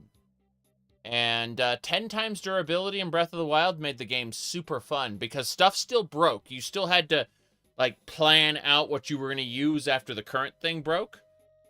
But it was in such a way to allow you to really have fun with those weapons before they did break. You know? They weren't just like ammo.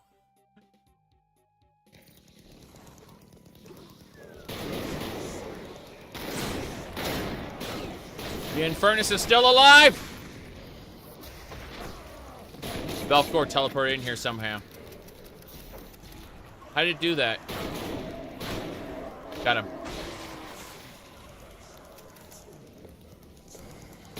That's the Infernus.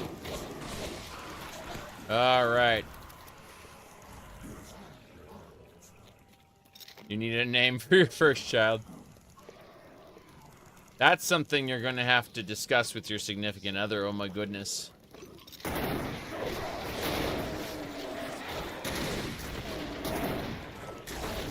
Oh jeez. Rocket Man. I killed the Rocket Man.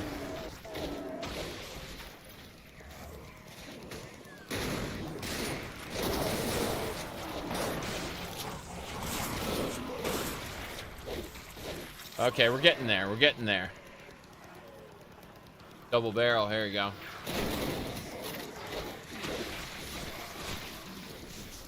Come on. Jeez, this is all blood from the from the Barons. Glorious. Human blood and demon blood.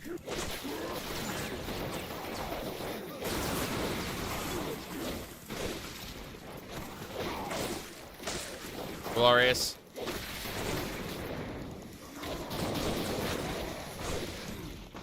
Need to run. Give me the key. Bye. There are so many enemies.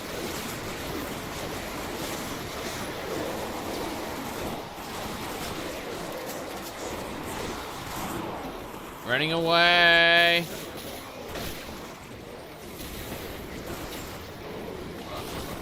There are, oh jeez. I'm on the verge of death. That rocket launcher dude got me good. I'm dead. I got kaku'd. I got kaku'd hard. That was pain and suffering. Jeez. Okay. A sec. Alright. I think we're good.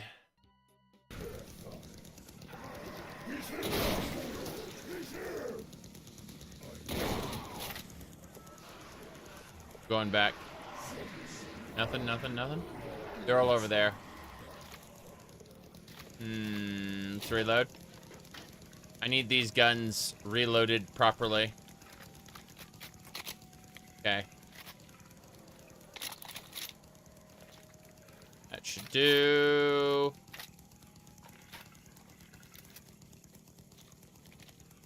This should be good. Okay.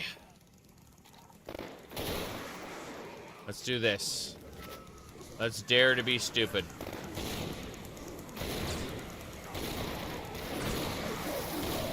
Oh, jeez. You have to be careful because these guys can resurrect their friends. Yeah. Kill the Marine indeed.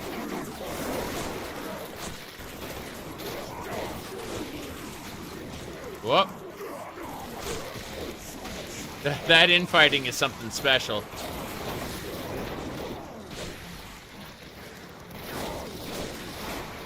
Oh, jeez. There's an Infernus around the corner. There he is. Incredible. Oh god, it's happening! Run! Oh jeez, gravity, gravity. A gravity grenade dropped and everything just kind of went up.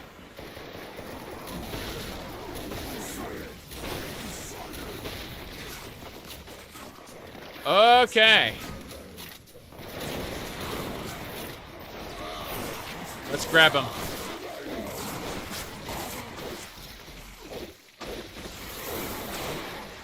There are so many enemies here. That's the guy who revives his friends. It's that tiny little dude. That tiny little guy was resurrecting everything. Ooh. We got him. That was horrifying. Okay. Think we're fine. There may be more. There are always more. We got armor. Hell yeah. What else is going on here? Gonna check this room. Make sure nothing came back to life. They're all dead. Good. Clips. We got past the hard part, at least. Kind of strange. Is that a big energy pack? That is a huge energy pack. In other words, what they're saying is, please do this.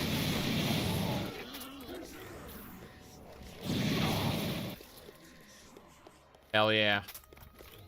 Freaking flamethrower of energy.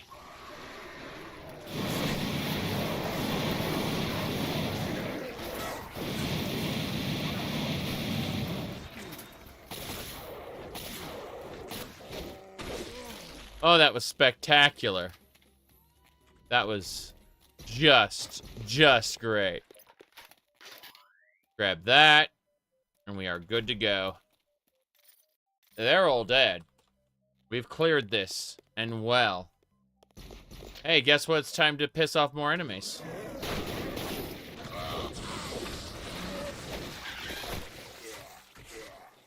Oh, jeez. Little baby. Okay. I'm surprised there aren't more enemies around here. I'm checking, though.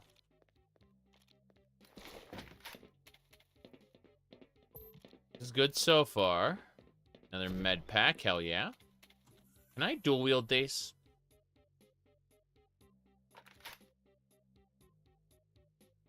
Yes. Yes, I can.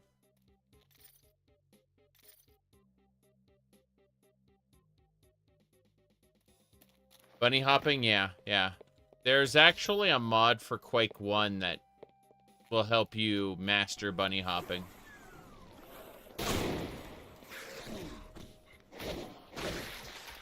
It gives you like a track and a timer with a speed counter. Basically showing you how you're supposed to maximize your bunny hopping potential. Trying to figure out if there's anything over here. That secret area said yes. How are we doing? We 10 out of 13 secrets. That is probably not enough. I say as I get the kills. Yes. We need to grab the armor pack. Should be up here. Oh, hello. Don't know why he's doing that, but hey, whatever. How are we doing on monsters kills? 159 out of 488. So in other words, there will be more monsters. Got it. Mm-hmm. You thought that yellow suit was a guy stuck down there? That's funny. Got the dragon's breath shell upgrade. Hello. That guy got petrified by something. I don't know what he got petrified by, but he got petrified. Could have sworn there was one more item. Can drive me crazy looking for it.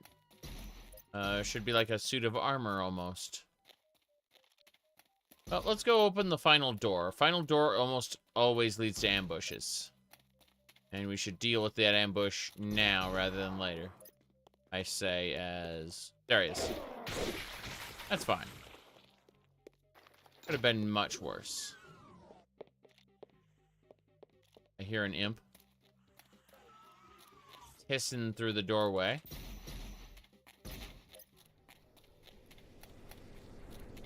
Whoop. Got clipped by that. That's a flamethrower. No big deal there.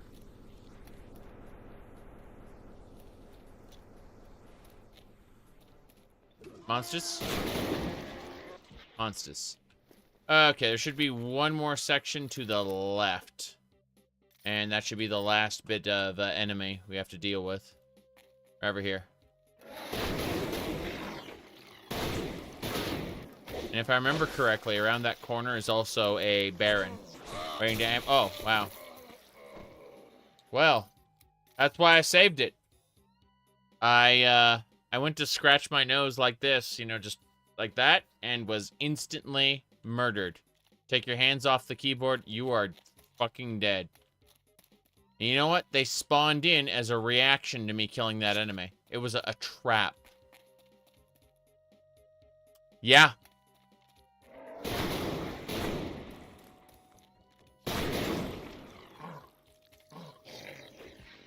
See? They spawned.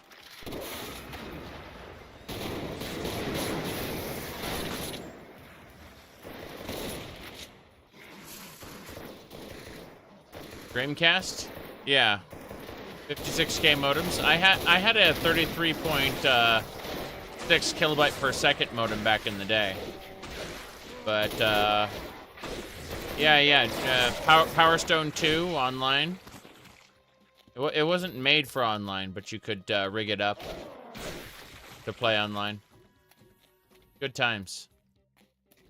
That explains where most of the monsters went. There's like 4 more left.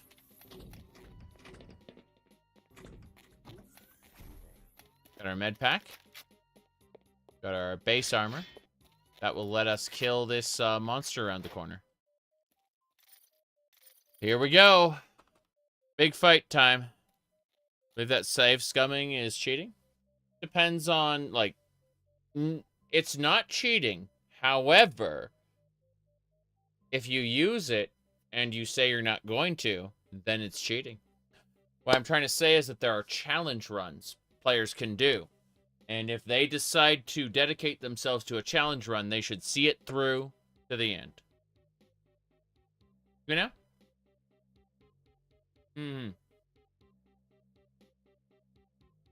I don't look a day over 28. Oh, you're funny. You're funny. I was using a computer before the mainstream internet existed. But let's show you. Okay, so I used to be heavier. I used to be fat.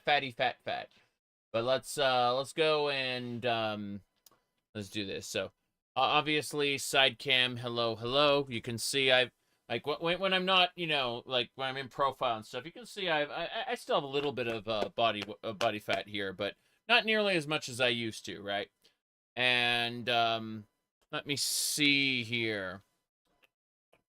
Okay, so as far as games go, let me go to my my YouTube channel. I'm gonna sort by. I'm gonna reverse sort by date. So let's see where can I find one that I was in on camera. Here we go. It's around here somewhere. Okay.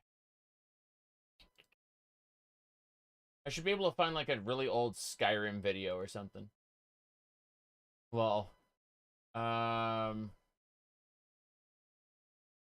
here's something that I was in, that I was messing around with. Okay, so, this is not live right now, but, let me try to find it real quick.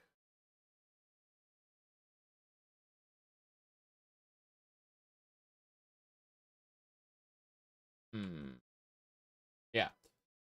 So,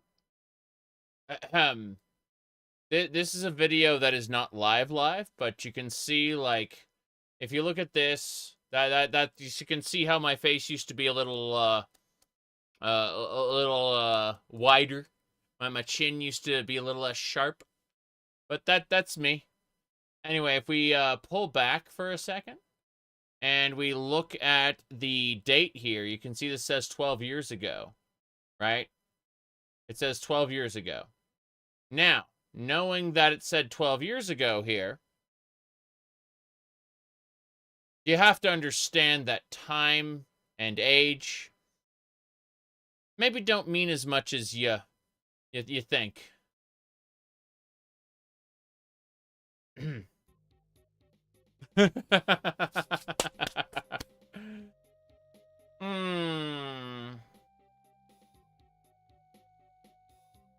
Now, let's go.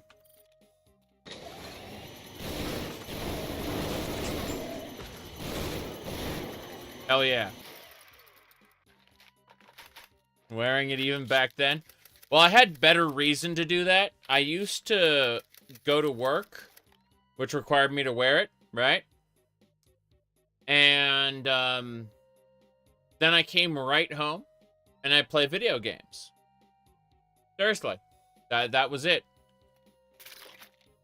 And so I'd record right from the right from whatchamacallit, well, just wearing my work clothes, yeah. That was it.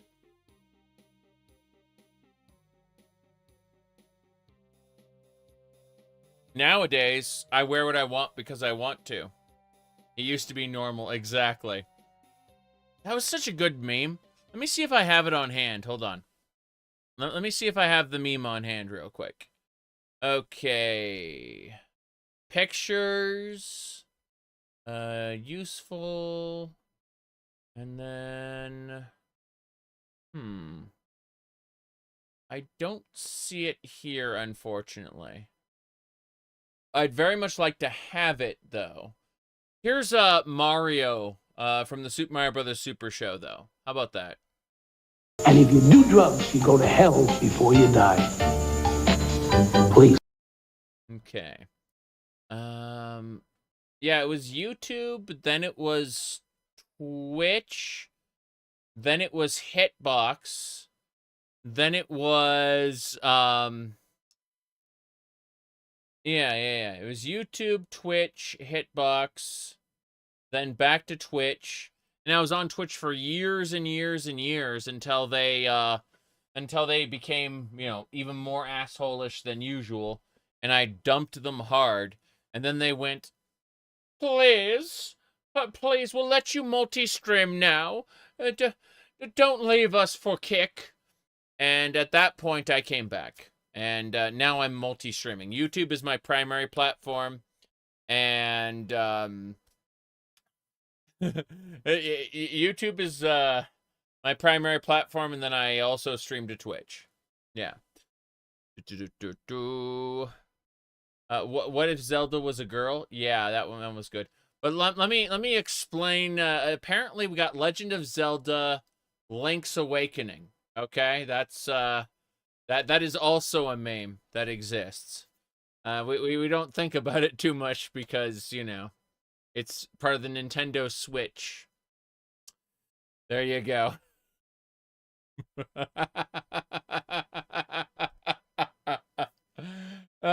We got so many good memes. It's great shit. It's canon. Holy fuck. But yeah. No, I don't have the one I was thinking of. Yeah. No. Let me see. I thought I had a very specific meme, and I don't see it, unfortunately. I mean, there is the Elder Scrolls meme we were showing off earlier today. Earlier today, we were talking about the what do you call it? The Flame Atronachs and how they transformed over the course of the series, the Elder Scrolls series, right? I mean, it was kind of terrifying to see how they went from being golems created by mages to progressively different. That was a time. Let's see. The series was definitely a thing. Let's have here. Well, I'd like to finish this level up since I can't find the meme, unfortunately. They got the good vitamins. Jeez. One more place I'll look. I'll look under downloads. And said last week. All right. Under last week. No. Nope. I think it's gone for good. Oh well. There was an opportunity, and that opportunity has now passed. So we shall get back to Doom now. How silly all this is. Okay. I need that armor. And we can go. We have killed all but 2 mobs. I do not care to fight the rest. Gonna see if we can pick up some extra ammo. We're good. We can go. Cool. Say, missed 3 secrets. It's fine. The refinery. Okay. Let's look at what cards we have. All the previous cards are still in effect. We've just got new cards now. So, imps can consume a corpse to gain a random enchantment. That's scary. Soldiers can fire a different monster's projectile. Players heal nearby monsters when damaged. Horrifying. There's a totem that doubles monster damage. After taking 100 damage, extra monsters will spawn. And the Pain Elemental can throw eggs. I think we're going to go with after taking 100 damage, extra monsters will spawn, because I think that's fun and makes things dynamic. We don't know when an extra monster will spawn. We don't know what kind. We might be... we might take, like, a tick of health damage from a slime or, like, a lava, and a Baron of Hell might spawn in our face for all we know. It's brutal. It's unfair. Let's do it. Bam. That stacks on top of all the other loot. Here we go.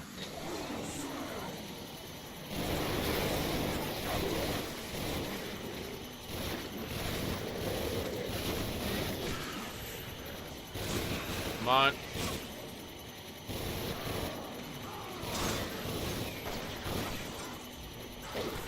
I don't have my Berserk pack anymore, by the way. It's much more difficult for me to use kill moves on monsters. There's an Infernus in the middle. Gotta be careful.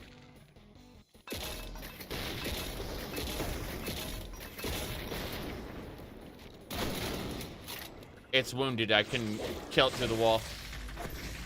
It dropped the eggs! It dropped the eggs! It dropped the eggs!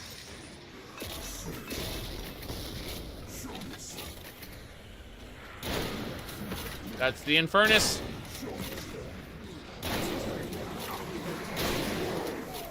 Wow.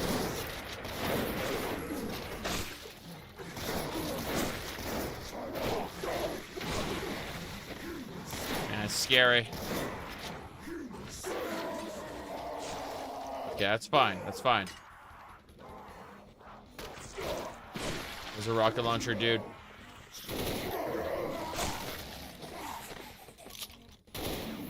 Freaking Infernus. Okay. Sorry, Jinn. They're called Jinns. Ooh, hello, upgrade. I'll take it.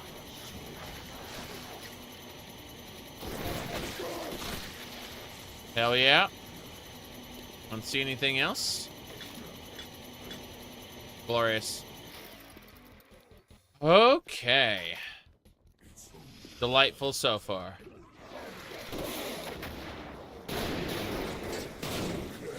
Got him.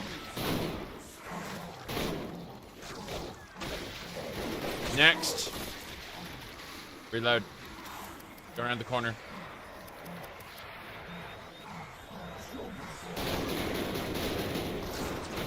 Oh, jeez.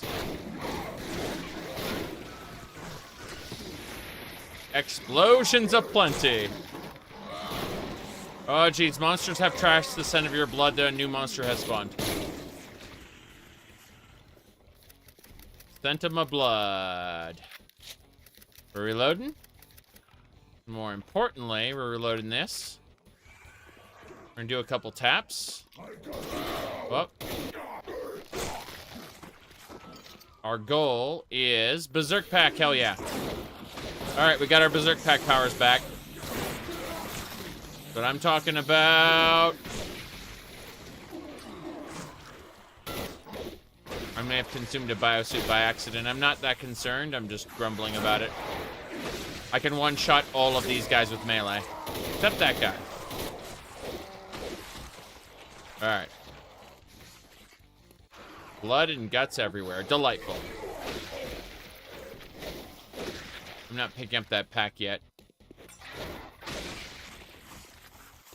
We good? Ah, Kaku, Kaku. Bye. This is fine.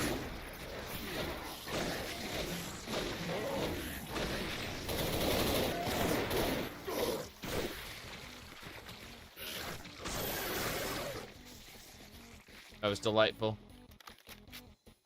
Okay. Is it amazing how mods can make a game like this feel like a new retro game? Yeah, absolutely. What is the human relationship to streamers / VTubers? At what point does it become parasocial? Yes. It's quite terrifying. Honestly, VTubers are basically just streamers that can wear a mask. That's about it. Now, I really wouldn't...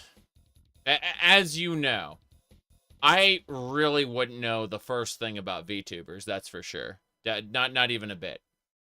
Like, it's a topsy-turvy world over there, and I definitely have no idea about it.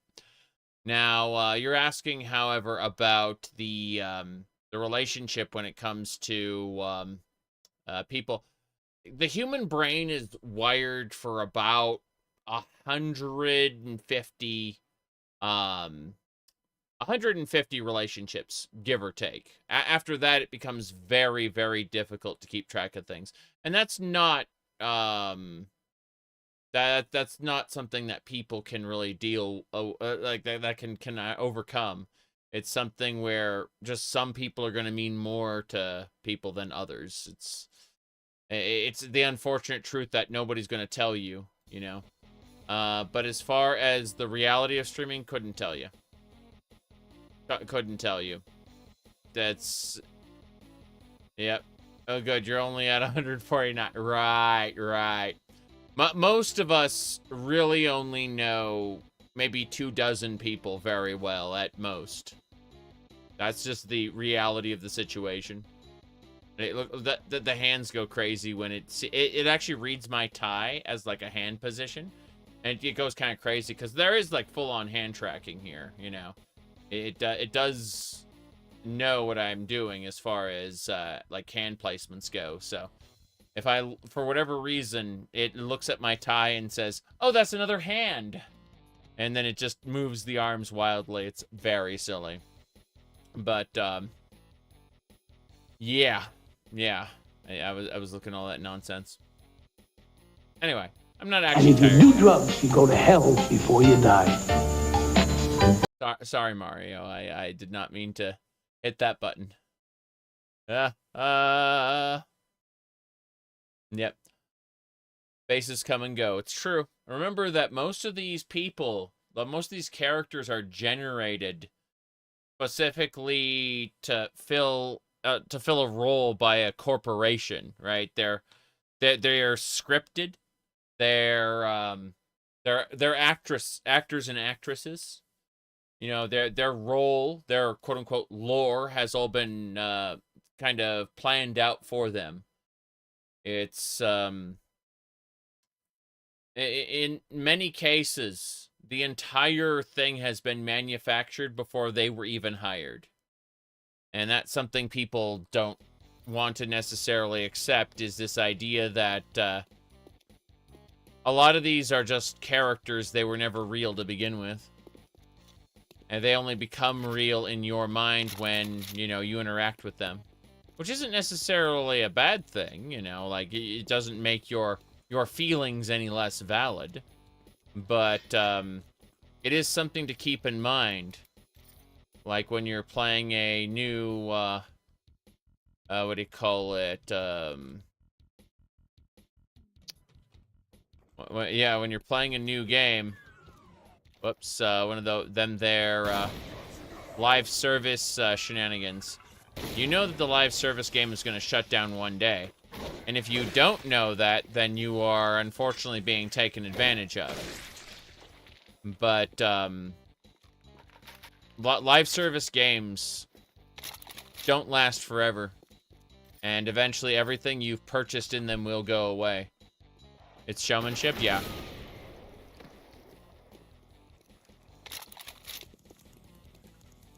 I agree.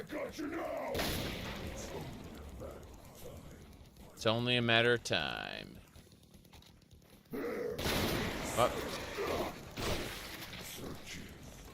Come on. Mm-hmm.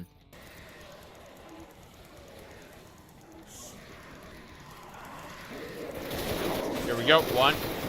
I mean, it only would benefit me to take advantage of that parasocial relationship, right?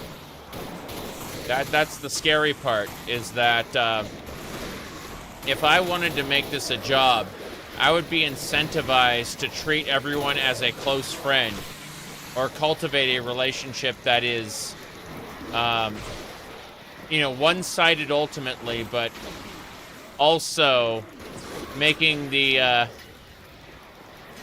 misleading people into believing that they are more important to me than they might necessarily be. It's kind of scary, but that's why I've been looking into recently how influencers and even video games give pet names to their viewers slash players, right? You know, like in Final Fantasy XIV, you're the Warrior of Light. In Warframe, you are a Tenno, right? And I don't just mean, oh, well, that's the title for the player, but they are able to, at marketing events, say, look at all our wanderers, or all our, all our champions, or whatever. They can use that marketing name to try to, what do you call it? To try to get you more emotionally invested in the space, to create a tribe that you will protect and support. And it absolutely exists in that regard. Yep. You feel like there is honesty there? Yes, I never say that I won't ask people for money in the future, because I have no idea what the future holds, but currently I don't need to. It is really awesome that people have donated to my hobby, and as a result, I'm able to, you know, keep doing it. It's been really awesome in that regard. And, you know, at some point, like, you know, people get derisive about quote-unquote e-begging. And it's like, I don't, because I know some year, you know, maybe 5, 10, 15 years from now, I might be in the position where I may need to do it myself.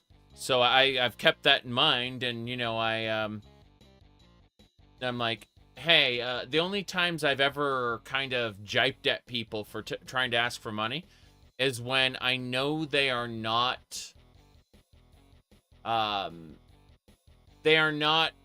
fulfilling the obligations that they, you know, ask for, right? Like, you know, if they say that they'll be working on a particular project, and then it's very clear they aren't working on that project, they're instead live streaming video games. Maybe it's fair to poke at them as a result. Oh, jeez. Here we go.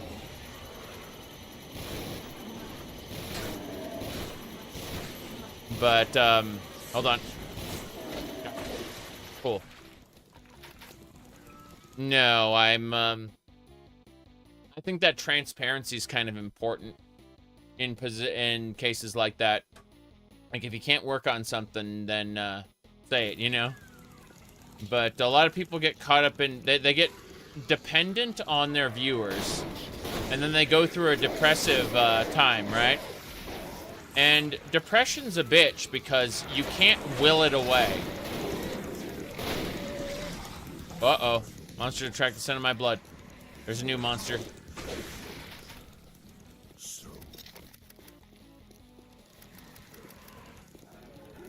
Whoop. Gotta be careful. Here we go. Come on. Parasocial relationships. Yes, it's scary because, again, I see how people are incentivized to play the game. The game being, you know, manipulating other people. And I, in the past, we're talking like we're talking like well over a decade. and change. I used to work in marketing. So, you know, some of the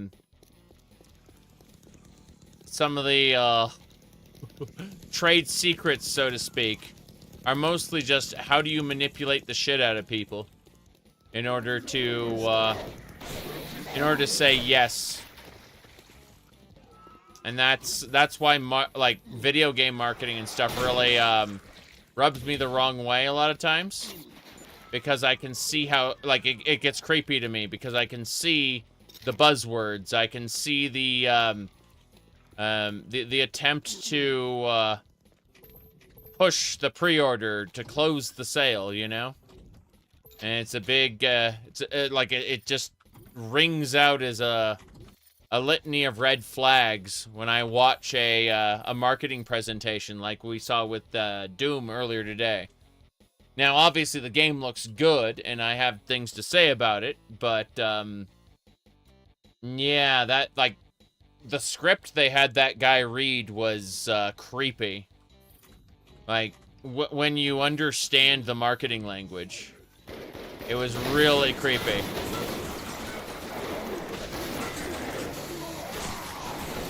Whoop.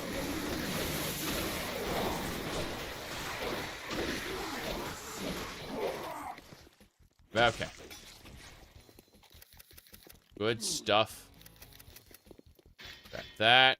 If I open this side opens too, right? This was the secret. That was the secret, okay. Oh.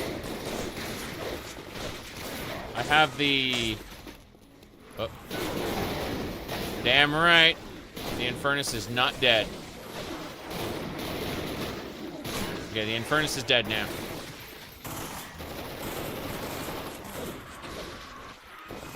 We got him.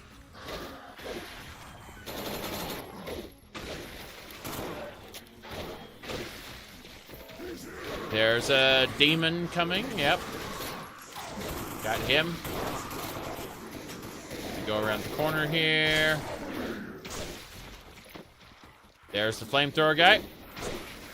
We got him, hell yeah. It's those little demons that really kick my ass, I think. I'm on fire. Alright. You disliked Twitch rating? Twitch rating is something that's so weird because I understand, like, introducing your viewer base to someone else who you think is cool, right? And that's how it's treated. And I like that idea. The problem is that ultimately 99% of the time it means spam the shit out of the chat of the person you have, you know, like your quote unquote rating. And my first instinct is to time all those people out to shut them up. And you can see how that would run contrary to the spirit of being raided on Twitch, at least. Or, oh look, they're sharing the audience. Yeah, but I wish you people would stop spamming. You know? It's one of those cases of I like to read the chat. And seeing a whole ton of, emotes. Maybe, less helpful.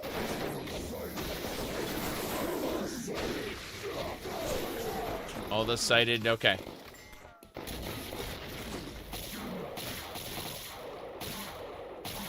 Got him.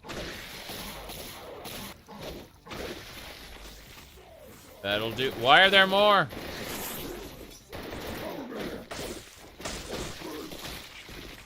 Okay. But as far as streamers treating viewers like cattle goes, that just depends. Like there's this idea of inviting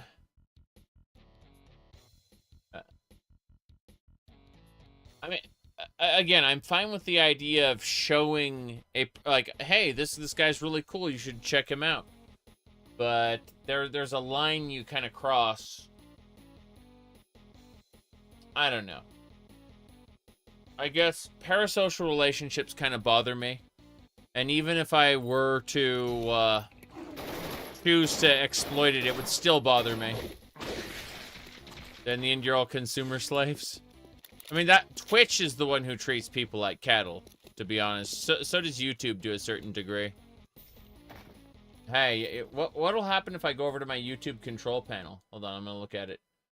Check this shit out. Hold on. I'm gonna pull this up and make a quick thing here. Here we go. I'm gonna post it in my link spam channel, and I'm gonna show all of you this glorious thing. So the moment I switch over to my YouTube control panel, we get to see this incredible view here. Isn't that great? Now would be a great time to insert ads. I actually hit that button when I go AFK. Not, you know, in the middle of chatting. Just saying.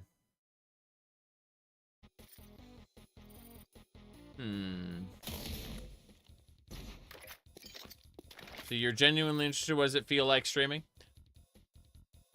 How do I phrase this? I absolutely notice regular viewers like Bleeberry over there, and Hero, and you know, more than others. And I'm not saying that that's necessarily a bad thing, right? Or I'm not saying that's a good thing. I'm just saying that, like, there are people who tend to stand out more than others. And I just used a couple examples because, you know, there's a lot of examples. Holy fuck. But there are absolutely people whose names stand out more than others and are remembered more easily than others. It's true. It's absolutely true. Yeah. And that can be a bad thing depending on what they say. Yeah. There's a tool on both YouTube and Twitch where you can see what the people have said in previous streams, though. So, very often I find that bad actors, most bad actors have subscribed, like, 12 years ago, like, 8 to 12 years ago, somewhere in that range. And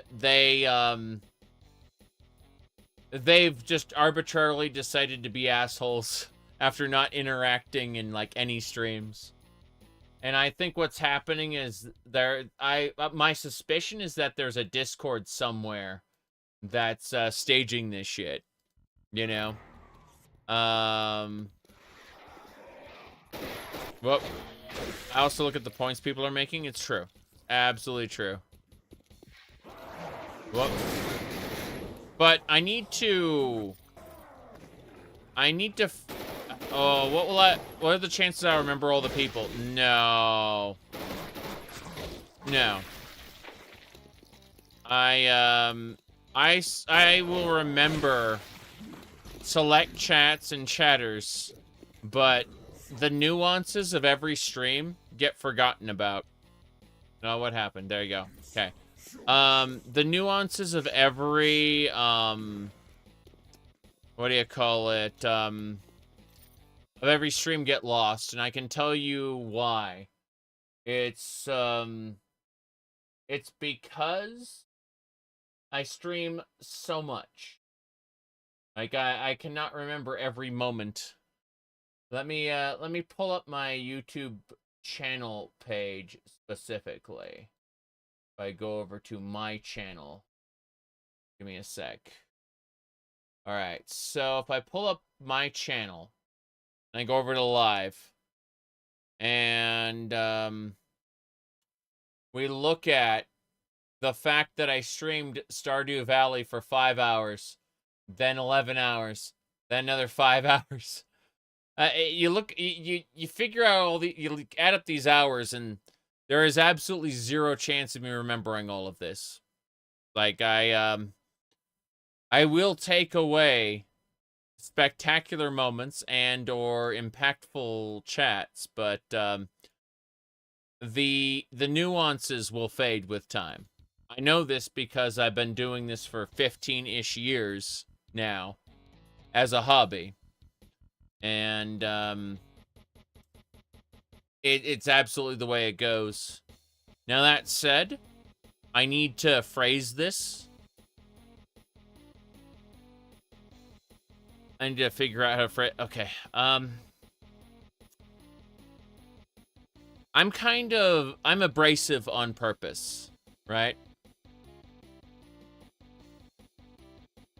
Yeah. You said it's called depression when life blends together and time loses meaning. Time doesn't lose meaning. It's just that you try to be one of the forgettable ones. I understand. No, what I'm trying to say is that like, at the end of the day, I'm abrasive, right? I tend to be kind of a jerk sometimes.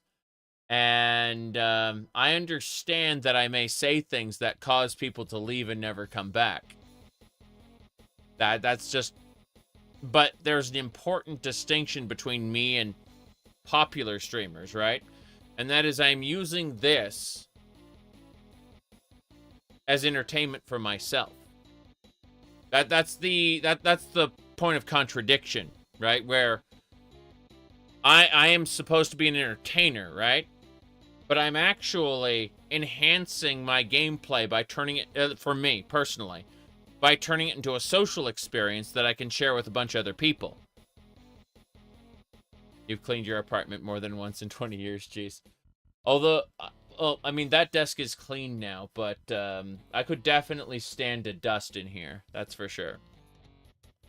My wife does not clean in this location. This is me. Like, I'm responsible for this entire room. You know? And that is all of it is on me, because I spend all my time in here practically. But yeah. You said every goddamn day you clean? No. Sisyphus pushing the boulder up the hill. What do you label the boulder? Doing the dishes.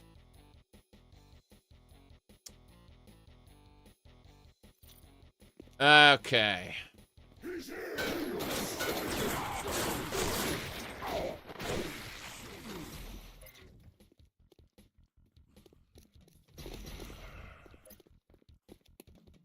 Nothing over here.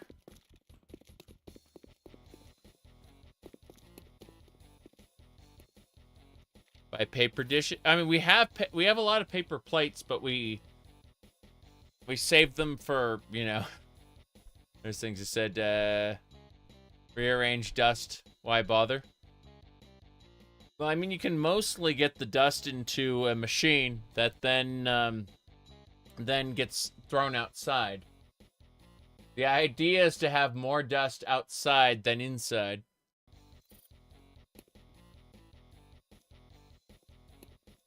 Okay. Now then. Let me see. What was that other question there? How would you summarize huge streamers feel in that regard? I mean, in order to become huge, you either need to be extremely lucky, or you need to... Oh, you need to be extremely lucky no matter what. But you also have to either naturally have a personality that lends itself toward becoming big in the first place, or you need to, as you put it, be fake and do everything just right. In addition to being lucky, because there are hundreds and thousands of people who are just as dedicated or just as skilled, and nobody cares about them because they just weren't seen at the right time. Here we go!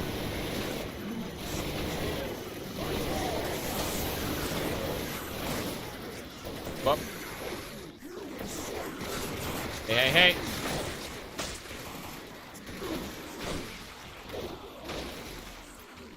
Oof.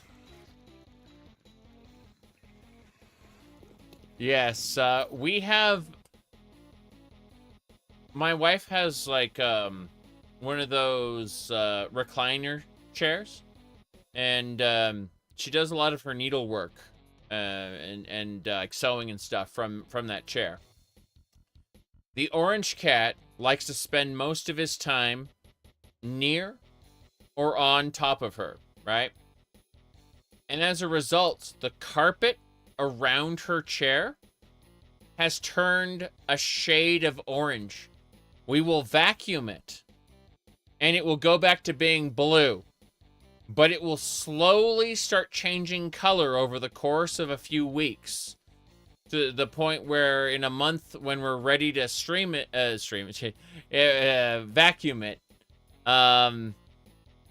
the area around that chair has been tinted again. True.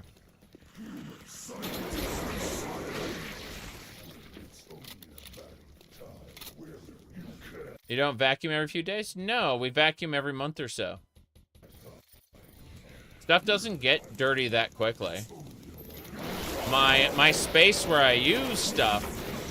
Whoa. The space that I actively oh, hold on.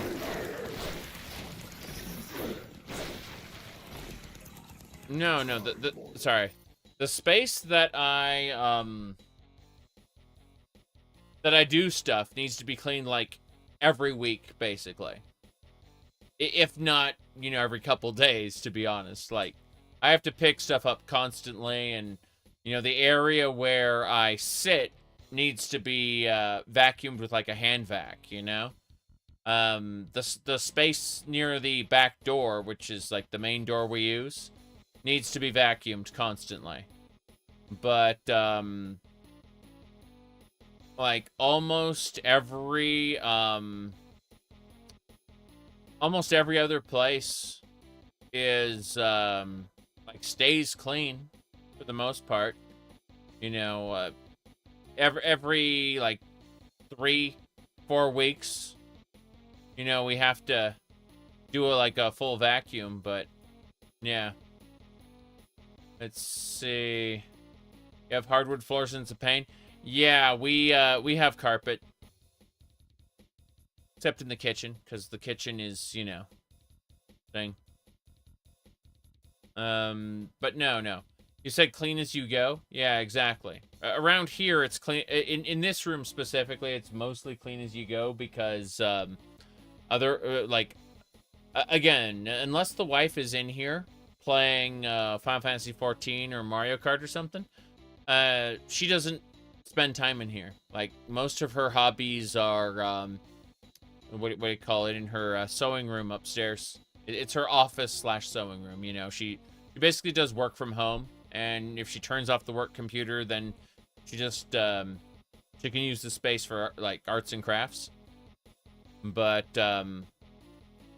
you know, obviously the bedroom is the bedroom. That gets used a lot, but that's a different matter. And, no, outside of cleaning the space I'm in, her office, and like the back door space, there isn't a whole lot of need to clean everything else.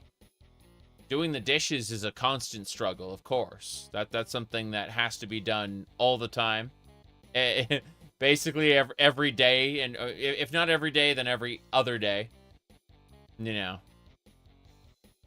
We have a lot of dishes, but even then, it doesn't pay to let them stack up. So they really do need to be done every day. Whoop.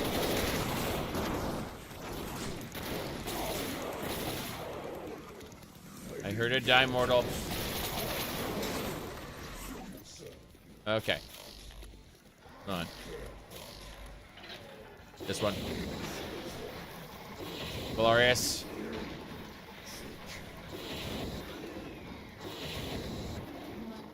Exactly.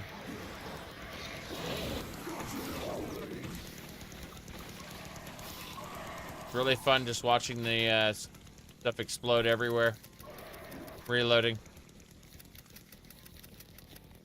Demons from hell? I mean, what is hellfire? Is it actual fire?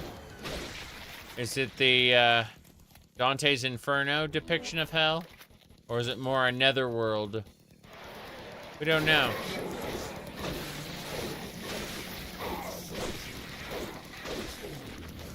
Man, they don't seem to walk around in lakes of fire a whole lot.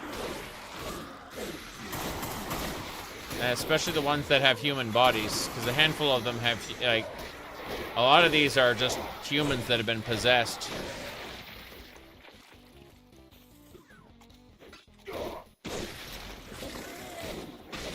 Yep. Oh, jeez. Getting killed by a Kaku. I was killed past tense by a Kaku. We basically restart a huge chunk of this level. No question about it. Yep. That is a pain. Damn it. Die mortal? Right now. Okay.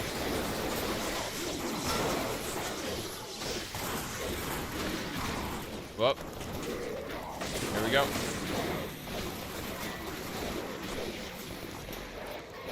Gotta be careful. See, the pain is real.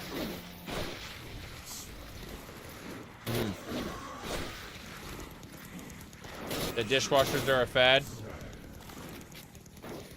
Depends.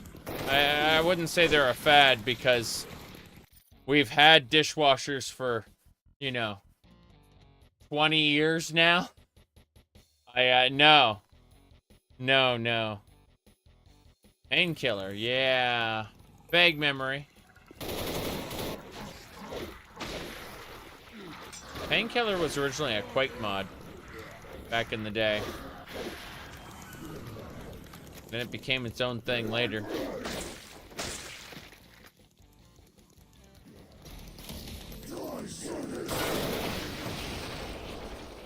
Boom. Wow, that Infernus definitely did a thing.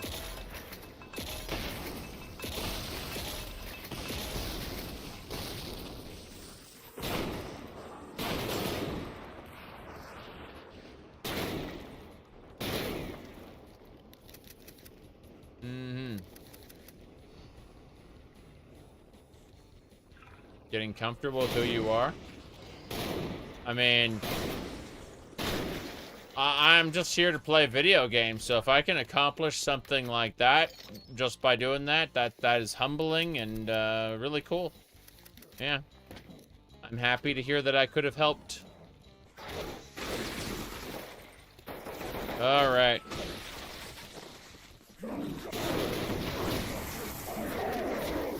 Go.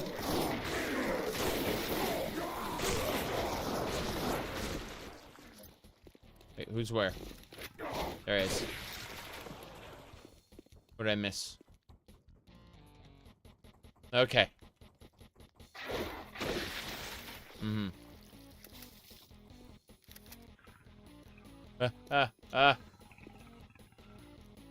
All right. Notions of masculinity. I am, how do I phrase this? I am traditionally masculine in real life for the most part, but then I like to do insane stuff on the internet because it's fun. Why not? Let's get going.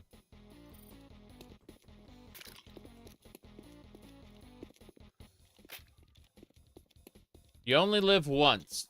Keep that in mind.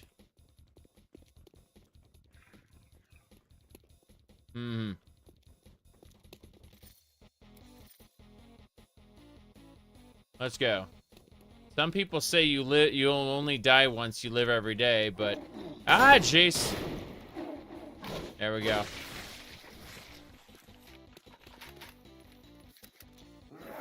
Ah, jeez. Got him.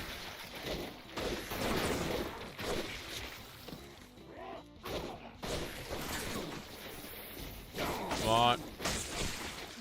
Back up. Gotta be careful. Mm-hmm.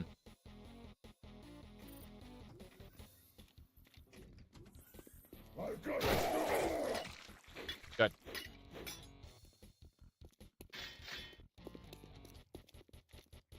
I think we got everything we needed. You got the key. Yeah, we got the blue key. Mm-hmm.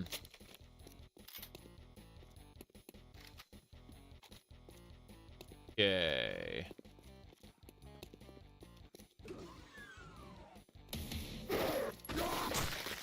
There indeed. There and back again. We know that story.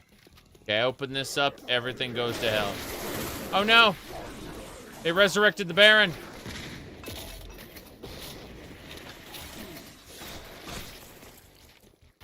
There's the Baron.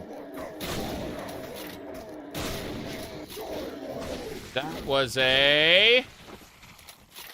infighting. That was infighting. Hell yeah. Mm-hmm. Okay. Here we go.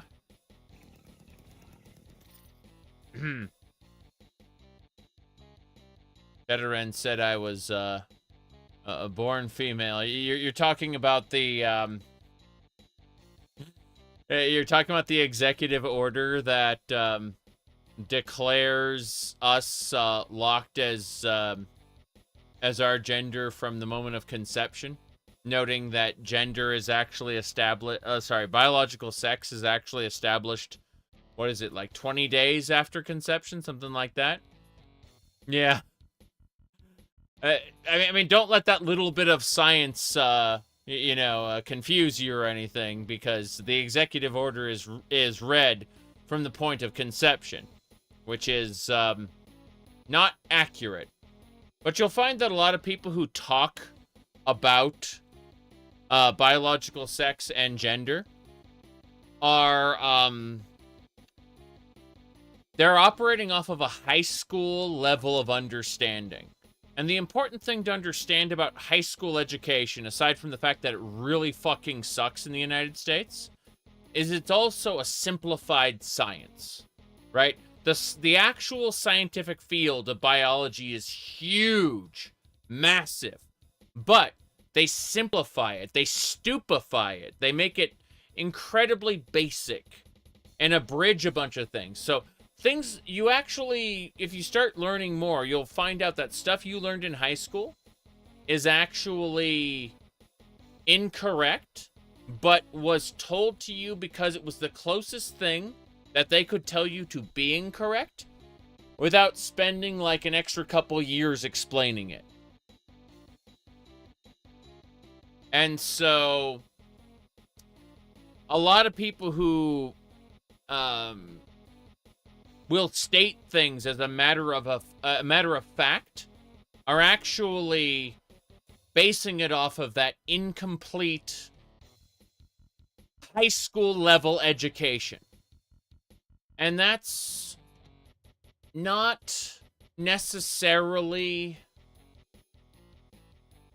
it's not damning or anything. It's just that it's crazy to watch people like that going up against, experts who know what they're talking about, and it's, yeah, it's insane. He said, right, the mitochondria is the powerhouse of the cells, a lie? It's kind of crazy just watching, someone who has, a doctorate in biology trying to explain something to someone who's, operating with a high school education and a lot of confidence. All right. So let's see, Act 3, P2. We're going. Here we go. As soon as we kill a certain number of these, we're gonna get enemies spawning in. There they are, backing up.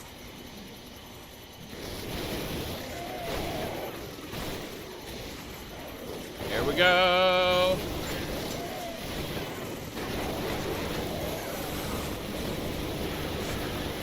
Behind us. Whoop. Okay. You said we used to say high school wasn't really for learning, it was more for social experience with friends. I call it conformity training. That's what I call high school. I call it conformity training in order to get you to be a social member of society. Yes.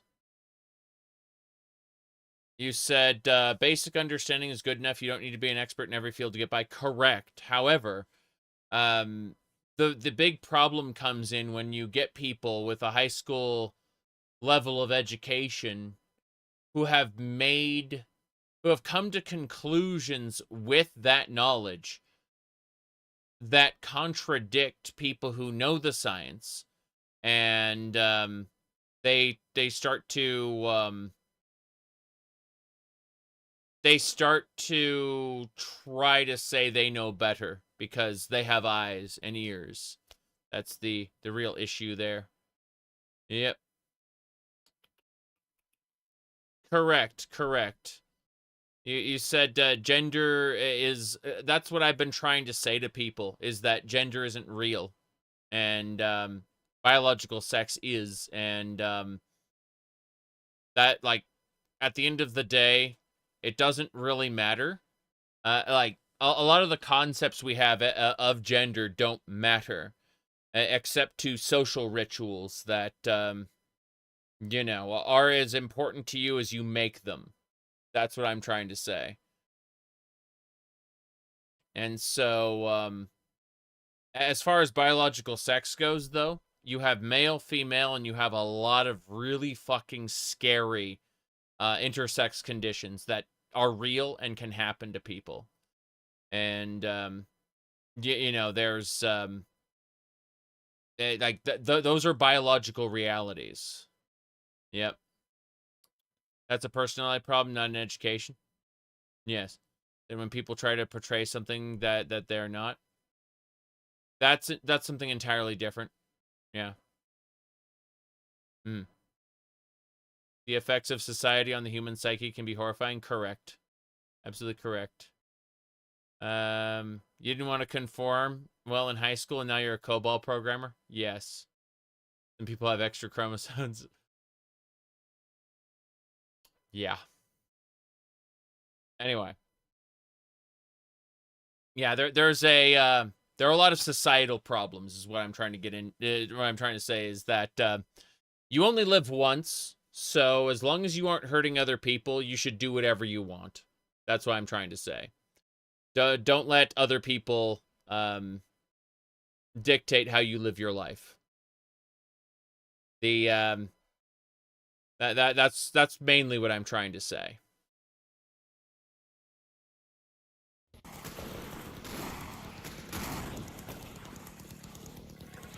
Here we go.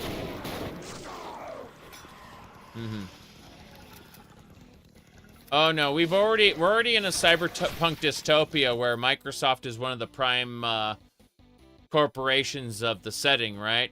It's just that we don't have the cool kind of cyberpunk. We have pink cat ears. Yes. That's the that's our current type of cyberpunk. Yeah. Everything you know right now could be debunked tomorrow. Correct. That's why I say that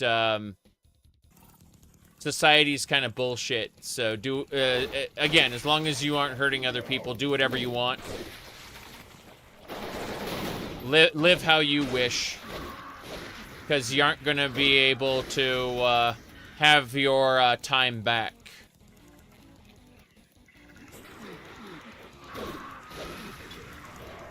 The mandate to revel in your time is something that people forget. Can you live long enough to see Skynet be a reality? I mean, considering that Google hired an ethical expert to work on their AI, someone as the head of ethical AI, and then fired them when they got in the way. That's a problem.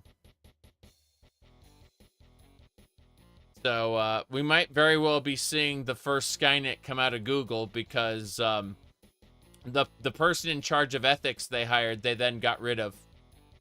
And they did not replace them. They determined that having ethics gets in the way of AI development.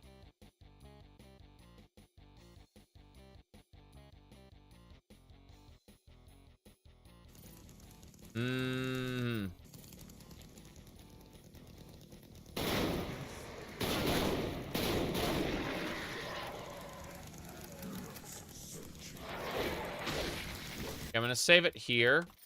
I don't want to do that section again. That a elongated muskrat laid off all the employees, the ethical employees, when he bought the tweeters. Well, I mean, he doesn't really care about that kind of thing.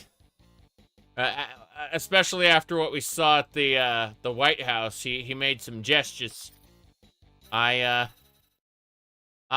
may have made similar gestures when I was doing a Principality of Xeon cosplay, but I understood what I was representing when I was doing that, right? It was like I knew I was playing the baddies. You know what I mean? I knew when I was doing those gestures that I was role-playing the baddies. I don't think one should do that when they're behind the presidential seal. You know, like, that feels a bit odd. It feels a little strange.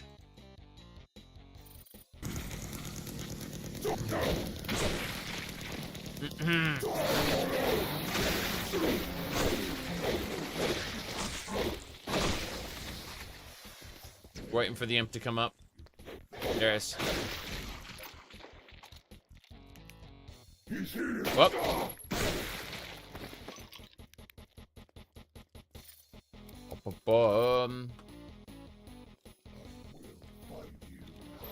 Here we go.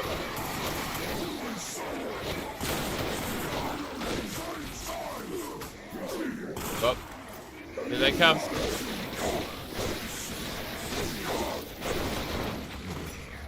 I'm on fire.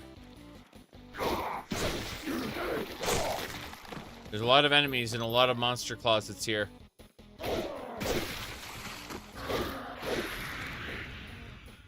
Okay.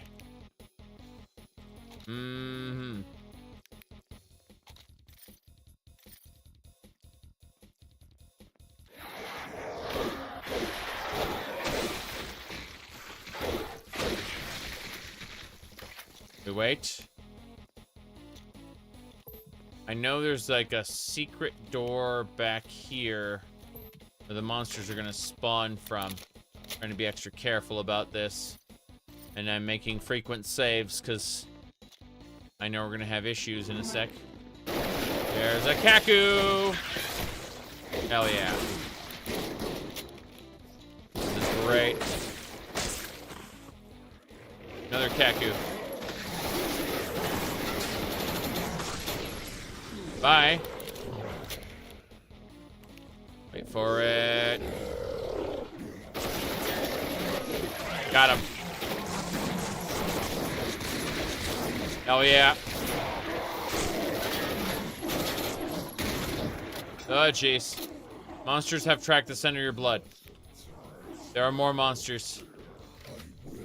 There they are.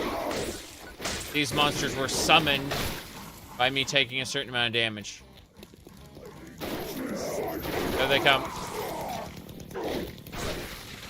Surprised they're all humans.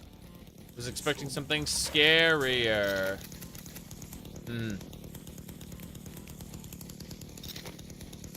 Okay. I said this looks like a really good mod. So there are 3 main mods running right now. There is, what do you call it? We're running the Maps of Chaos, which changes all the maps to be massively expanded. We are running Project Brutality, which is an overhaul that used to be a fork of Brutal Doom, but is now its own thing, where that is a completely original code base. So Project Brutality, and then Corruption Cards, which is a randomizer that changes a lot of stuff based on a series of mutators that we pick. We've got these 3 mutators on right now, but we will have more. 1 every level until we decide to quit, or the game becomes uncompletable. Yes. Yeah, check something. I'm seeing a lot of pop-ups here. I just need to hit refresh to make sure the pop-ups are dealt with. Yeah. Yeah. Oh, by the way, I made a post today relating to Brutal Doom. Someone before was like, this dude was like, you know, punching a Nazi, right? And then someone said, "What's up with all the YouTubers getting political for no reason?" And I just replied with, "Hey, some of my favorite video games include killing Nazis. I recommend Brutal Wolfenstein 3D.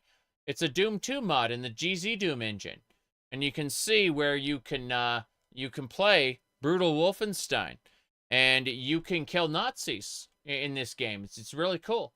Anyway, I'm gonna go ahead and link Brutal Wolfenstein in the chat here, in case anyone wants to go and kill Nazis. Yes, there you go. It's fun. Let's go. So, we're gonna be heading down that hall. Oh, that is a pain elemental. Okay, fair enough.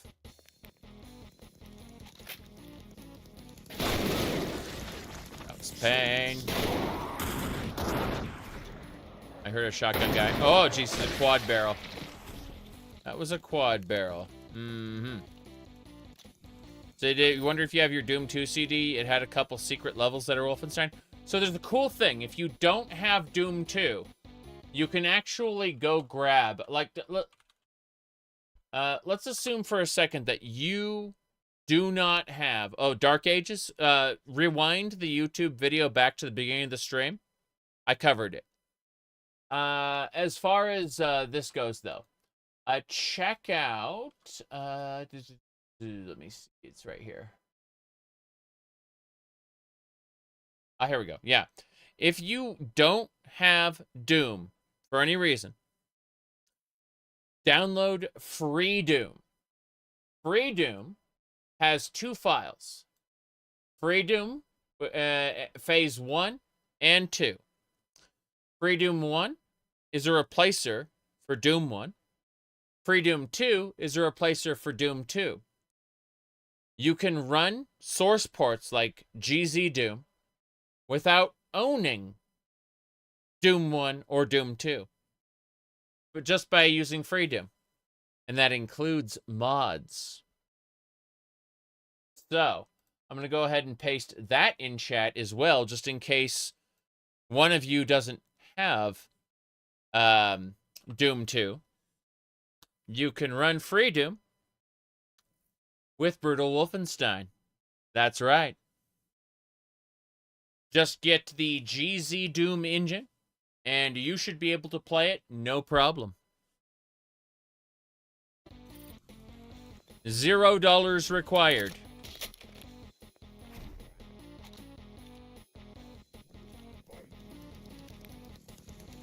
Okay. Make a save right here, and we're gonna dive in.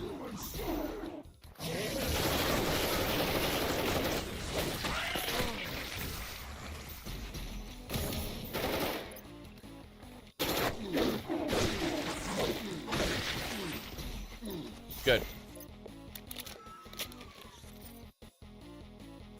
Is there a way to link GZDoom to Steam? You want to track Doom time playing GZDoom. Let me open up Steam really quick. Hold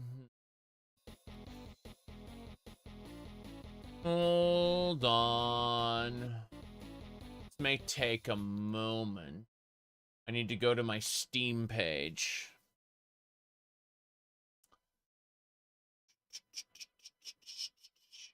If I look at my Stardew Valley, looks like what you need to do is, like, okay, when I went to Stardew Valley, instead of running Stardew Valley itself, I'm actually running the Stardew Valley modding API. So what I've basically done is I've diverted the executable to a different one. And so Steam tracks my Stardew Valley hours, despite the fact that I'm running the Stardew Valley modding API instead of Stardew Valley, right?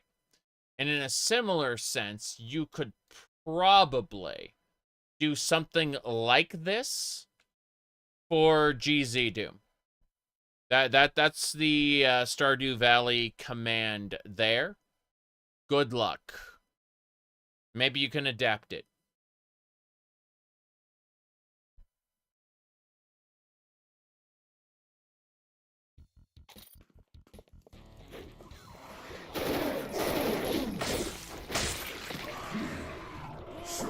Fuck!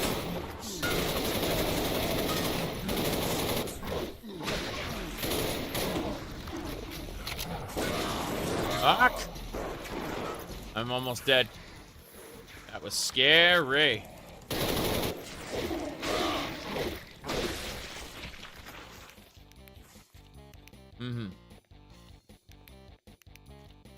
Yes. We've been trying to do a theme with all of this. Some sort of nonsensical theme. I couldn't tell you what the real answer is. Oh, jeez. Hold on. There's a demon around here. That thing right there. Yeah. We kill it. Okay. Anyway. Here we go. Whoop. Damn it. Taking damage. That's the Belfgor. Goodbye, everybody. It was a lot of fun. We died. Okay, so what we have to do now is load up again. This might work. Then again, it might not. Who knows? Oh, jeez.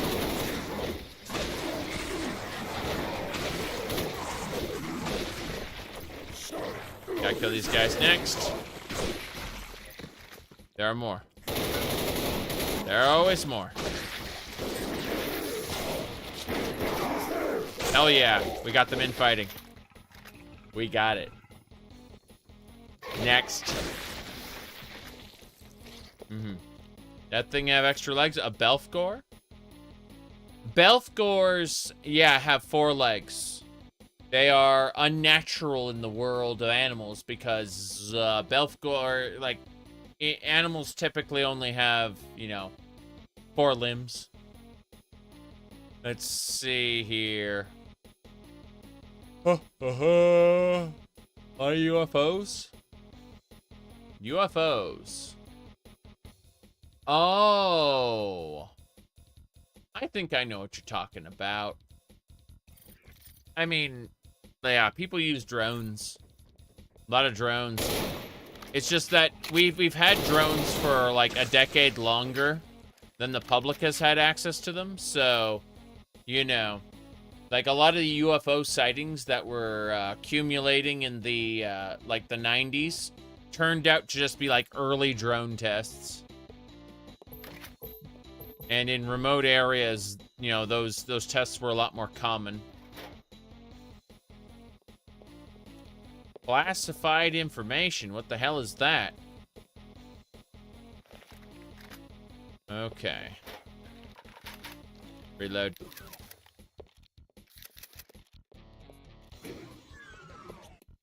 Well, that didn't mean anything. Here we go. We got him. We're out. All we gotta do now is head back and check things out. I'm gonna save first. Then we're gonna charge. Maybe we find something cool. Maybe we don't. It'd be nice if we did. Worst case scenario, we get a ton of extra ammo. That's our hope. Is this video games? Something like that. I hear the chainsaw over here. We must kill.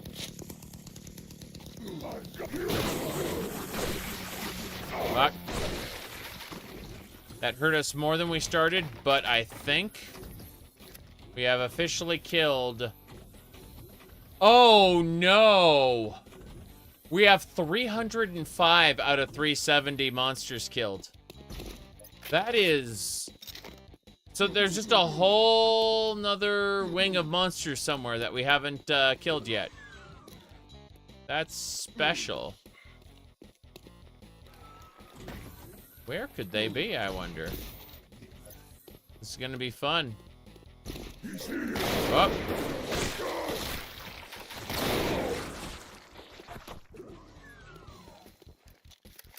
There are just more monsters hanging out. I thought we were just getting more ammo, but... They kill each other, maybe? No. If they did, then the number would go up. It doesn't matter what kills them. We would benefit. How insane is this? Let's go into this side room. They're back. I say. So there are more. Wonder what prompted these monsters to spawn. Kind of weird. Oh well. I'm not gonna complain. We're just gonna move on. Can I go through here now?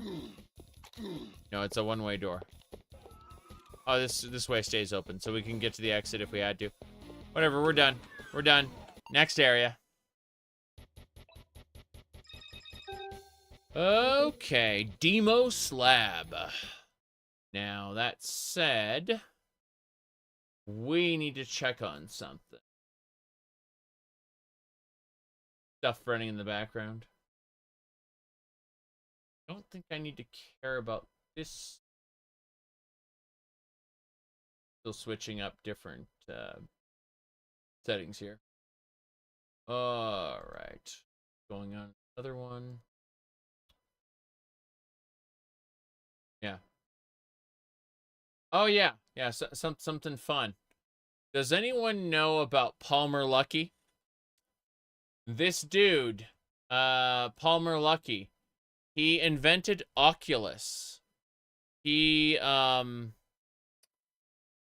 do you call it? Sorry, he invented the Oculus, you know, VR headset, and then he works for this company. Should I say he founded this company that does, like, it's a U.S. military contractor that does AI-powered autonomous drones. Like, it's an actual, you know, whole-ass Boeing slash, you know, Lockheed Martin style, what do you call it, military contractor. And he made a post. Palmer Luckey, the technology enthusiast, creator of Oculus VR, has said, cross-dressing as a girl is something only men can do. In other words, it's one of the most masculine feats to exist. And there you go. He posted that. And you think, huh, tech CEOs post this. This is kind of weird, right? But then you go down here, and then you see RAM and REM. And then you realize, oh, he and his wife did that. Okay. Palmer Luckey. One of the greatest accomplishments in the technical field, so boy. But then people realized his technology is based on Rust. That's right.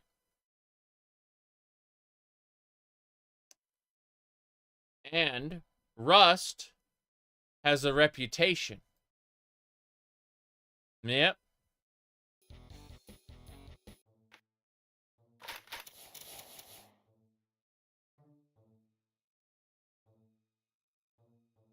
Anyway, new area. Let's see what we got.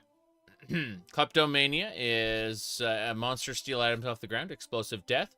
Monsters explode violently on death. That sounds terrible. BFG augment. Oh. Oh, wow. Can you imagine giving these djinns the ability to fire a BFG? That sounds terrible. What's this? Mean imps will perform all their actions slightly faster. That might work. You said old Rust before they change game engines? Yeah, we're talking about the programming language.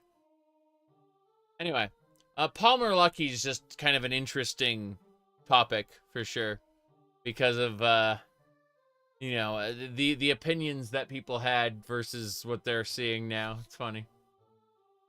Barons of Hell can invert gravity, so they can fly up. What's this? Demons gain the ability to throw clay balls that become statues. You know what? Let's go with this. Barons of Hell can now invert gravity. They can fly. Flying Barons. You remember when the Baron Harkonnen flew around? Yeah. Whoops. Anyway. Some enemies already explode on death, so you wonder if you can make them explode bigger, better. Wait, if I can't pick up this deagle, that means we already have 2 deagles.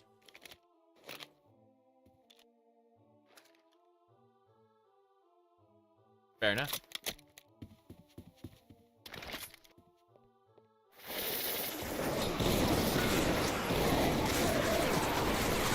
Damn.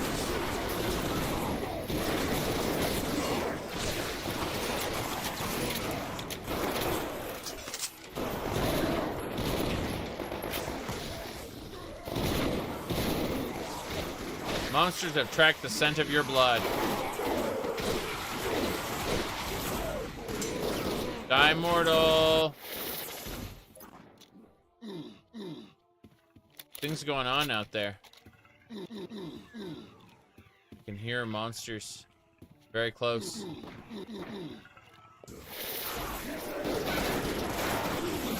That's crazy.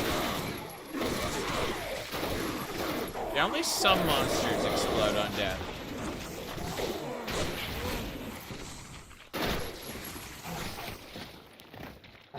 Whoa, hey, hey, hey. Okay, this is murdering me.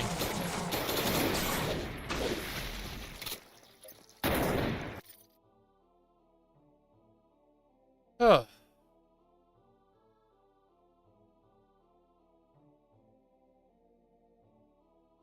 What a shame. All right. This is it. Right here. That was too much for us. We're gonna try something a little different this time. See, we have this flamethrower. And I've decided, hey, doesn't everyone love flamethrowers? Well, definitely not the monsters that we're gonna burn to death, but let's go. Here we go.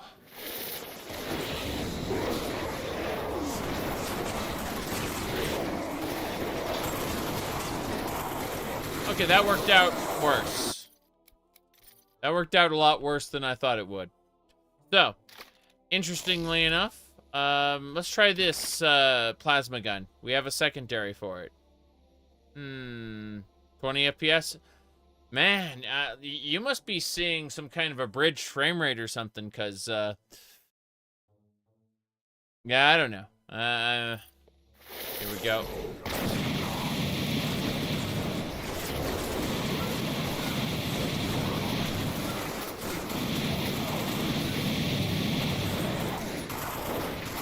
Alright. We got him, hell yeah. That is much better. Delightful. 1 and 2. Who's next? You're not so tough. I know I'm not. Those flamethrowers are a little less than happy. What do we got? He's around here somewhere. Hey, dead. There's one more. Don't know how that worked, but I'll accept it. That switch didn't do anything. Oh, wow. Okay, okay. Fair enough, fair enough, fair enough. Scent of my blood. Okay. We're gonna go with the chain gun here. I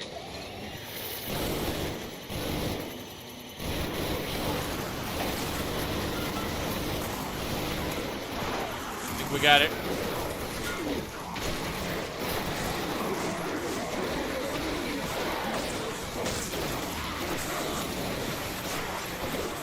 I'm on the verge of death here. 1 and 2.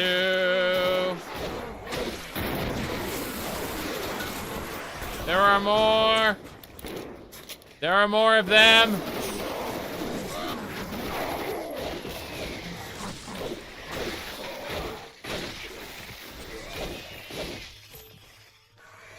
That was frightening. Okay.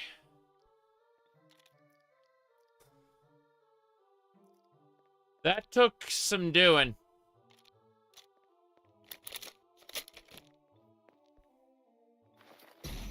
Only a little scared. Let's go with the double shotties.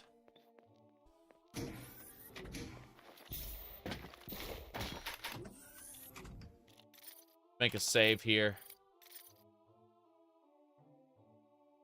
Yes.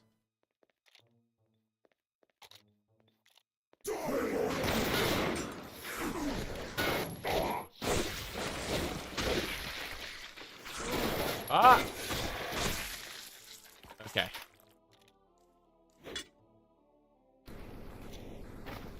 Huh. Hello.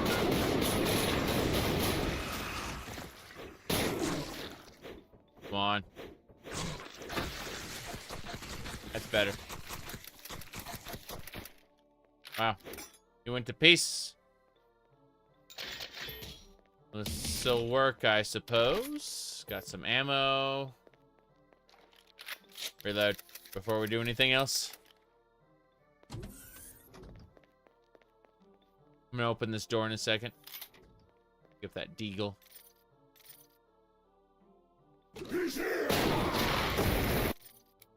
That was cool. That was cool. Let's try it again.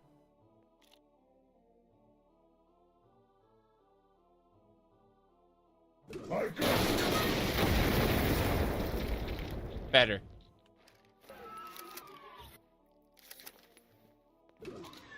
The flamethrower that I've got is overpowered. It's a super weapon. Yeah, the one that I got is stupidly, ridiculously overpowered. This one right here. The cool thing is you can get gasoline for it from, what do you call them? Let's reload first. You can get gasoline for it using the chainsaws of enemies. Yeah.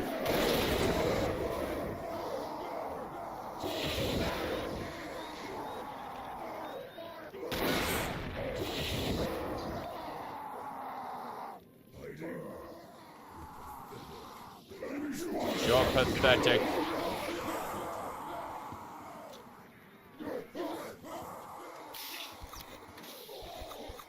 Hey, hey, hey.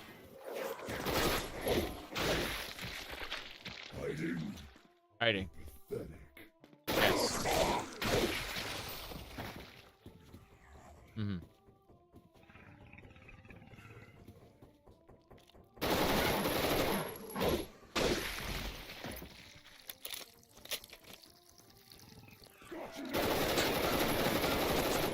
The problem with flamethrowers and FPS for me is that they usually suck. They don't in this game. The flamethrowers are pretty good in this. Oh.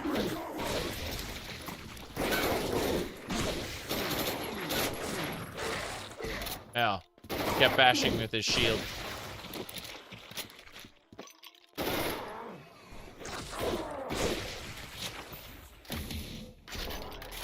We got it. This is the railgun.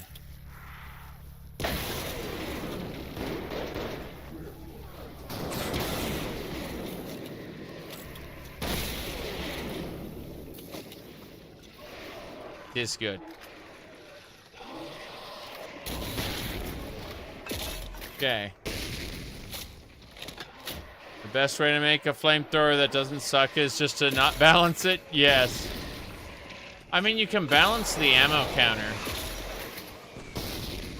And then make a few select enemies that are resistant to it. But otherwise, you know, outside of that tiny group of enemies, make it a power fantasy weapon, and it's fine.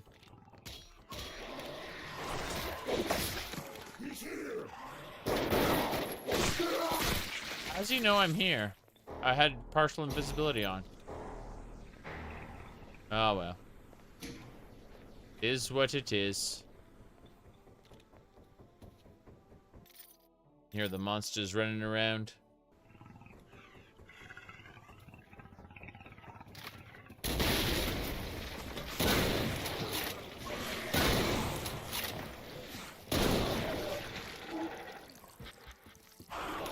Oh, hello. That works.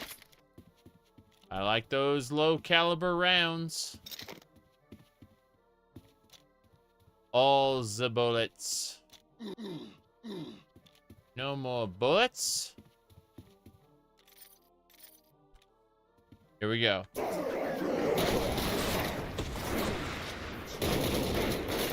Oh, jeez. That's a Baron on the ceiling. I just realized. That is a Baron on the ceiling. That's a Belfgor on the ceiling, even.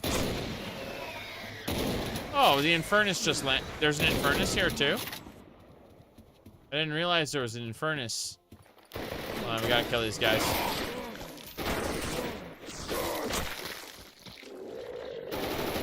Kaku!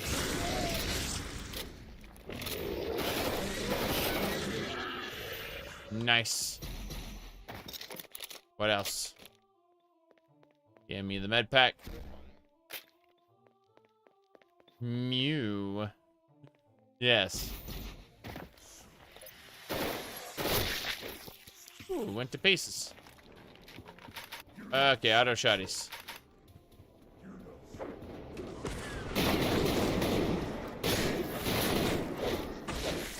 The Infernus is dead. There's still a Belfgor there. Oh, jeez. That explains everything.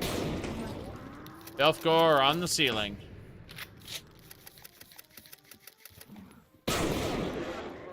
We got him. God, that feels great. I know I chose to invert the gravity on those guys, but he legitimately surprised me. And that's really cool. Being surprised in a game this old that I have played through this many times, it's a special thing.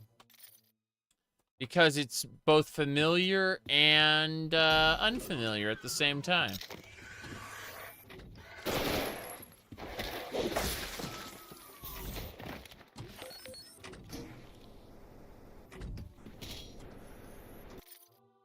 it's kind of like why I'm so obsessed with Map Rando for Super Metroid. Because unlike normal randomizers, it actually changes the level design. It just straight, or sorry, level layout. The way the level tiles are like snapped together, so you end up with a completely different planet Zebes for Super Metroid, like every time you play it. And so it was kind of sad because I played the original Metroid, Metroid 2, another Metroid 2 remake, AM2R. Then I played, what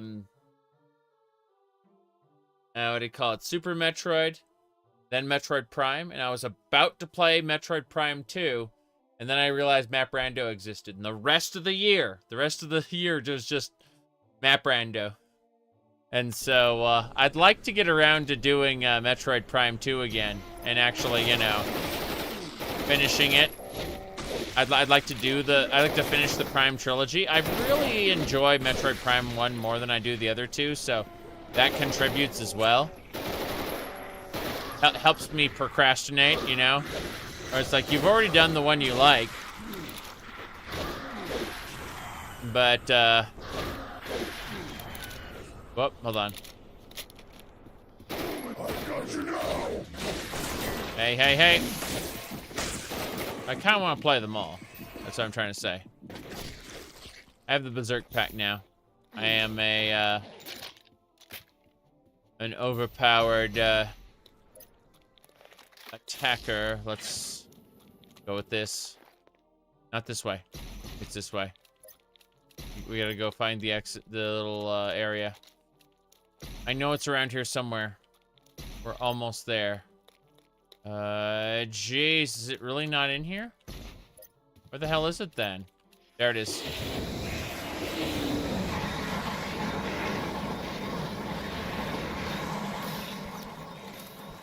Here we go.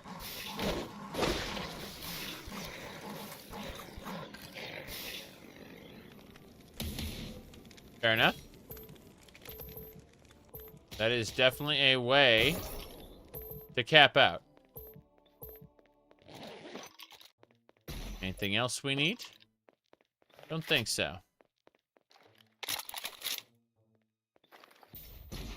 We're gonna save that armor for later. I'm gonna pick up the shells though, just in case we need them. Hey, hey, hey. Whoops. Whoa, whoa, whoa, whoa. I hear something out there.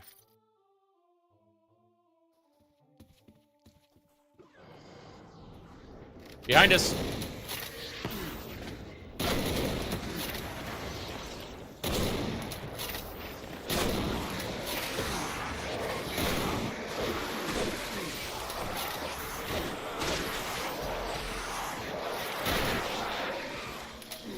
Scary.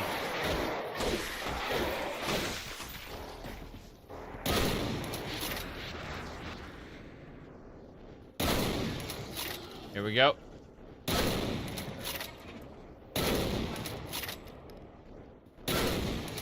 I'm wondering if that Infernus can even do his spike pillars.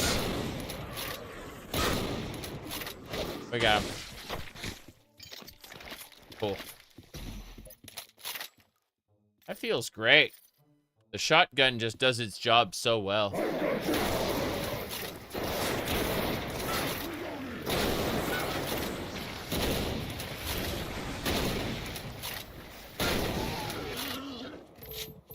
It was all just a super shoddy. Delightful. Can we get in here? How do we get in there? There's armor there. It begs to me. It calls. It says, open up the goddamn door. And yet here we are. Still trying to figure out how to get in.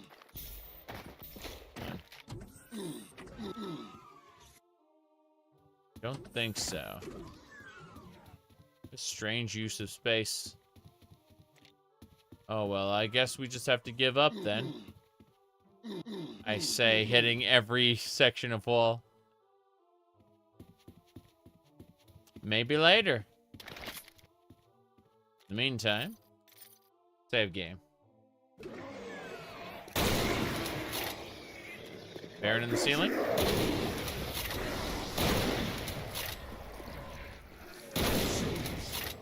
Hey, hey, hey.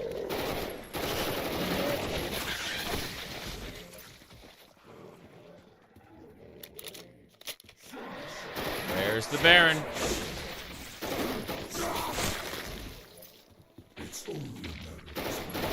That is the Belfgor. We got him. We hit him with rockets until he died. There's another one on the ceiling. Yeah, the cool thing about him being on the ceiling is that I don't have to worry about... Yeah. Him slipping into this room. It's too low for him.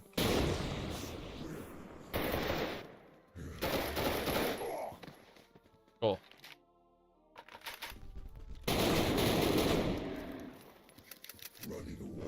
You're not dead yet.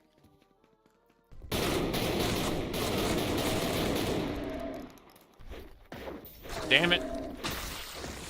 Wow. Chopped his head off. That was cool. That takes care of him. Go grab some med packs or something. Wait.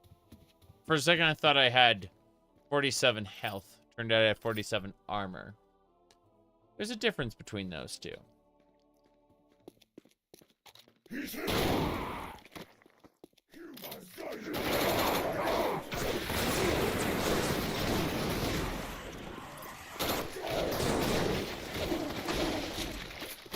Yep. Bye. Can't open that door yet.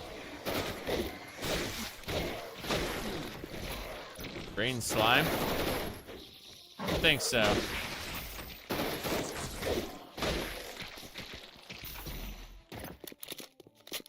Okay.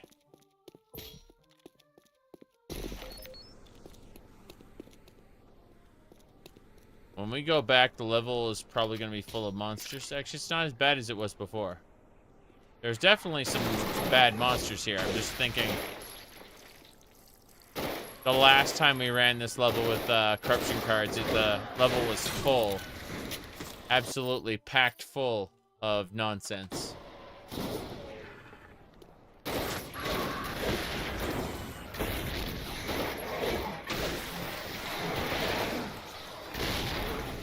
Rocket dude, rocket dude. I've killed the rocket dude.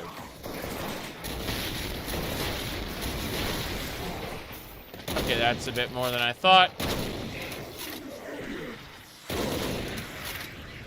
Idiot.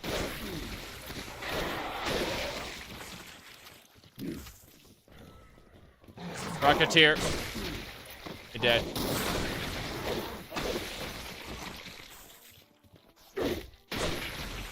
The respawns are serious business, but at the same time, kind of worth it. Make the game feel a lot more interesting. They aren't technically respawns. They're more monsters that have been sent in after an area has been cleared. You grab the key, go back to a previous area, see that there are new monsters populating that area. And that is for various reasons. Most importantly, this feels cool. Give me my armor. Why I came here. Grab the crunchy armor. There should be some more monsters toward the beginning.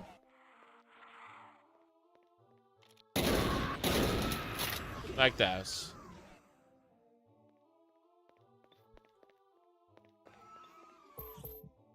Anything else we can use out here? The answer is no.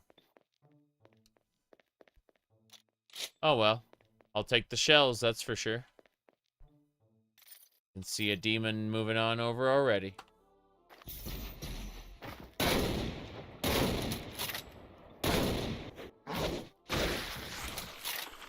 Excellent.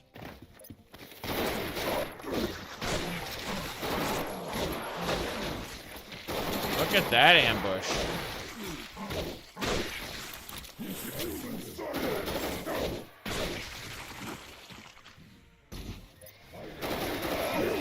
There are more.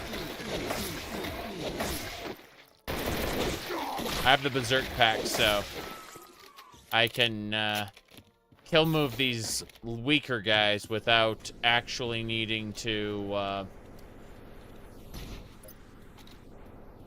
damage them at all. Sorry. Guess that's it. Let's get out of here. Damn it. Yeah, we got it. Let's head on back now. 1, 2, 3, 4. Yeah, these guys throw down a vial and it has a tendency to revive their allies. You'll see this little splash of water, and then an enemy will just get back up.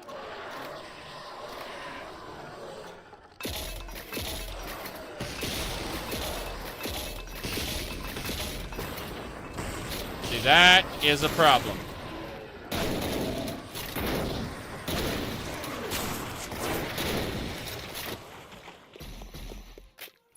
Okay.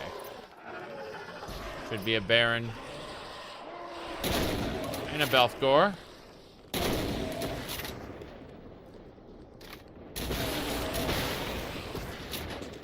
Good. We got them both. The Baron and the Belfgor have both been defeated.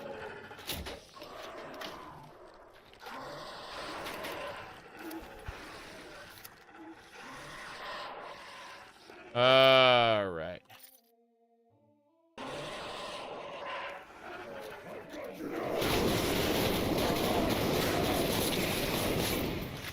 Reload, reload, reload. Run away and reload. We come on back.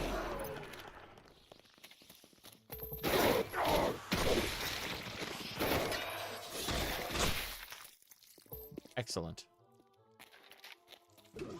What do we find in these? Oh. Bye.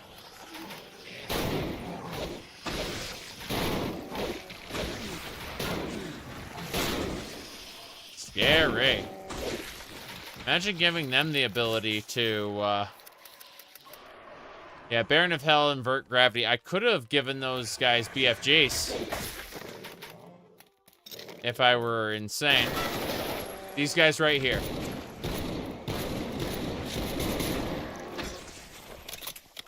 Be insane to give those guys BFGs.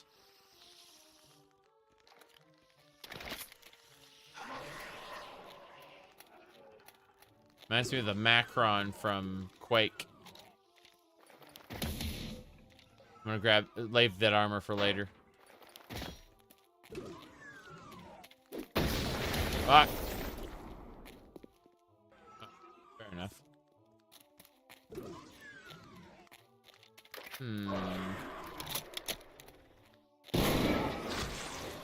Better.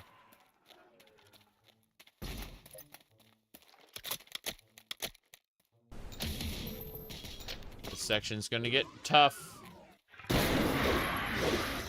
For these lost souls. They growl like everything else, and they aren't that big a deal, but still. Can be a pain, yes.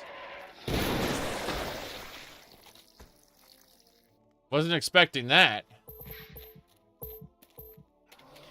Okay. That area's pretty cleared, I think. Yeah, that was the section there. Fair enough.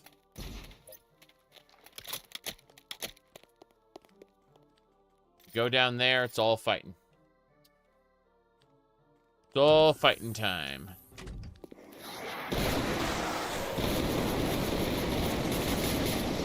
They have traced the scent of your blood.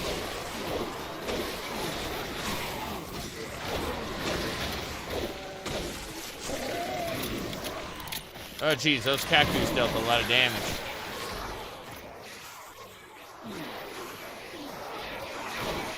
Okay, here we go.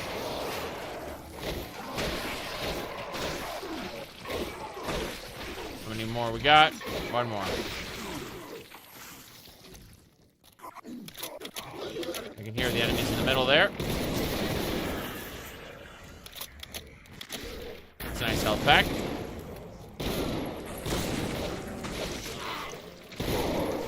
That Rocketeer was something else. Die indeed. Die another day.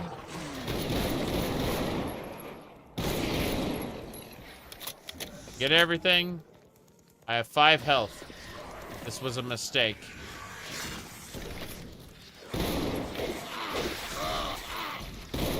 Wow. I'm impressed that I'm still alive. And there's a lot of recovery options, but still. Either side, I see those windows.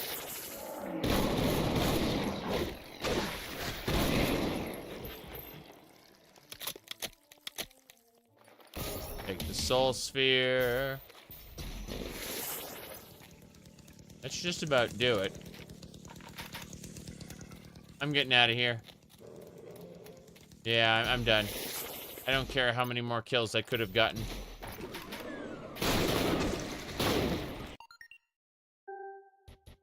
Ooh, right.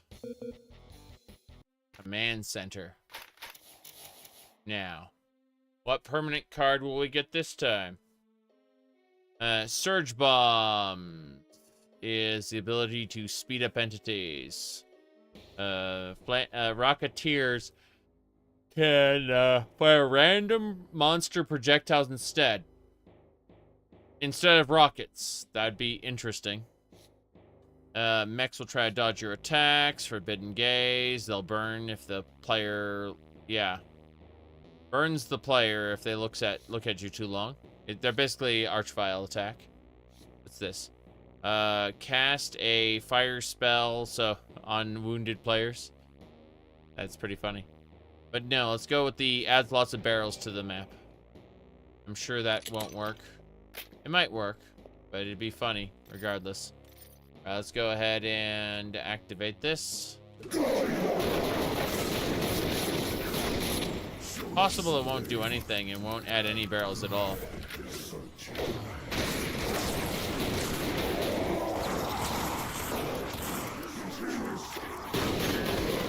Never mind, it adds barrels.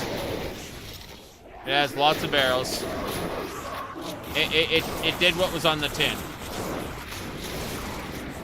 Yeah. Oh, jeez. I just hit with a rocket. They weren't kidding about adding a lot of barrels. There weren't barrels here originally. Oh, an Infernus showed up. How nice. Alright. Gonna take a short break. We were at the 4-hour mark, and I got stretch my legs, walk around a bit. See y'all in a couple minutes. Holy crap. That was really painful. I say as I realize got shenanigans going on. Gotta close the game. We'll resume from the save there. Hello. I'm poking at a couple things, fixing things up in the background. Give me a sec and we'll be back to this. Going to go AFK for a couple minutes because I've been here for basically 4 hours.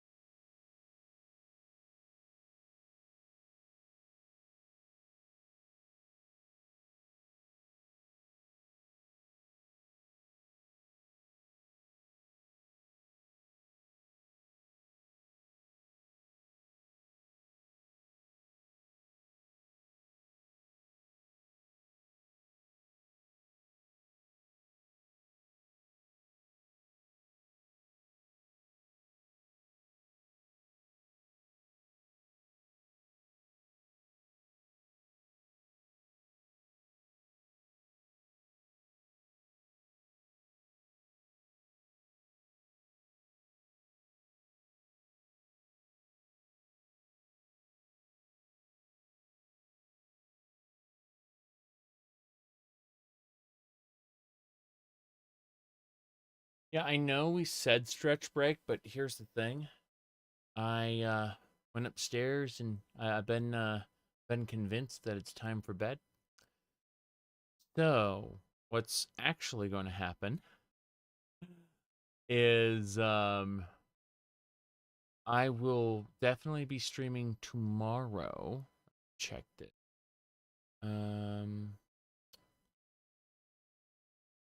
Yeah, I don't know what I'm going to be streaming tomorrow yet. I've got to get something done in the morning, so I don't know what's going to happen. Just going to be based on how long it takes to finish that. Oh, here's something we. So there is. This guy right here. Yeah. Guy right here. He's fat and he's angry. Yeah. Hey. There he is. There you go. Here. Yeah. Said. Told me to.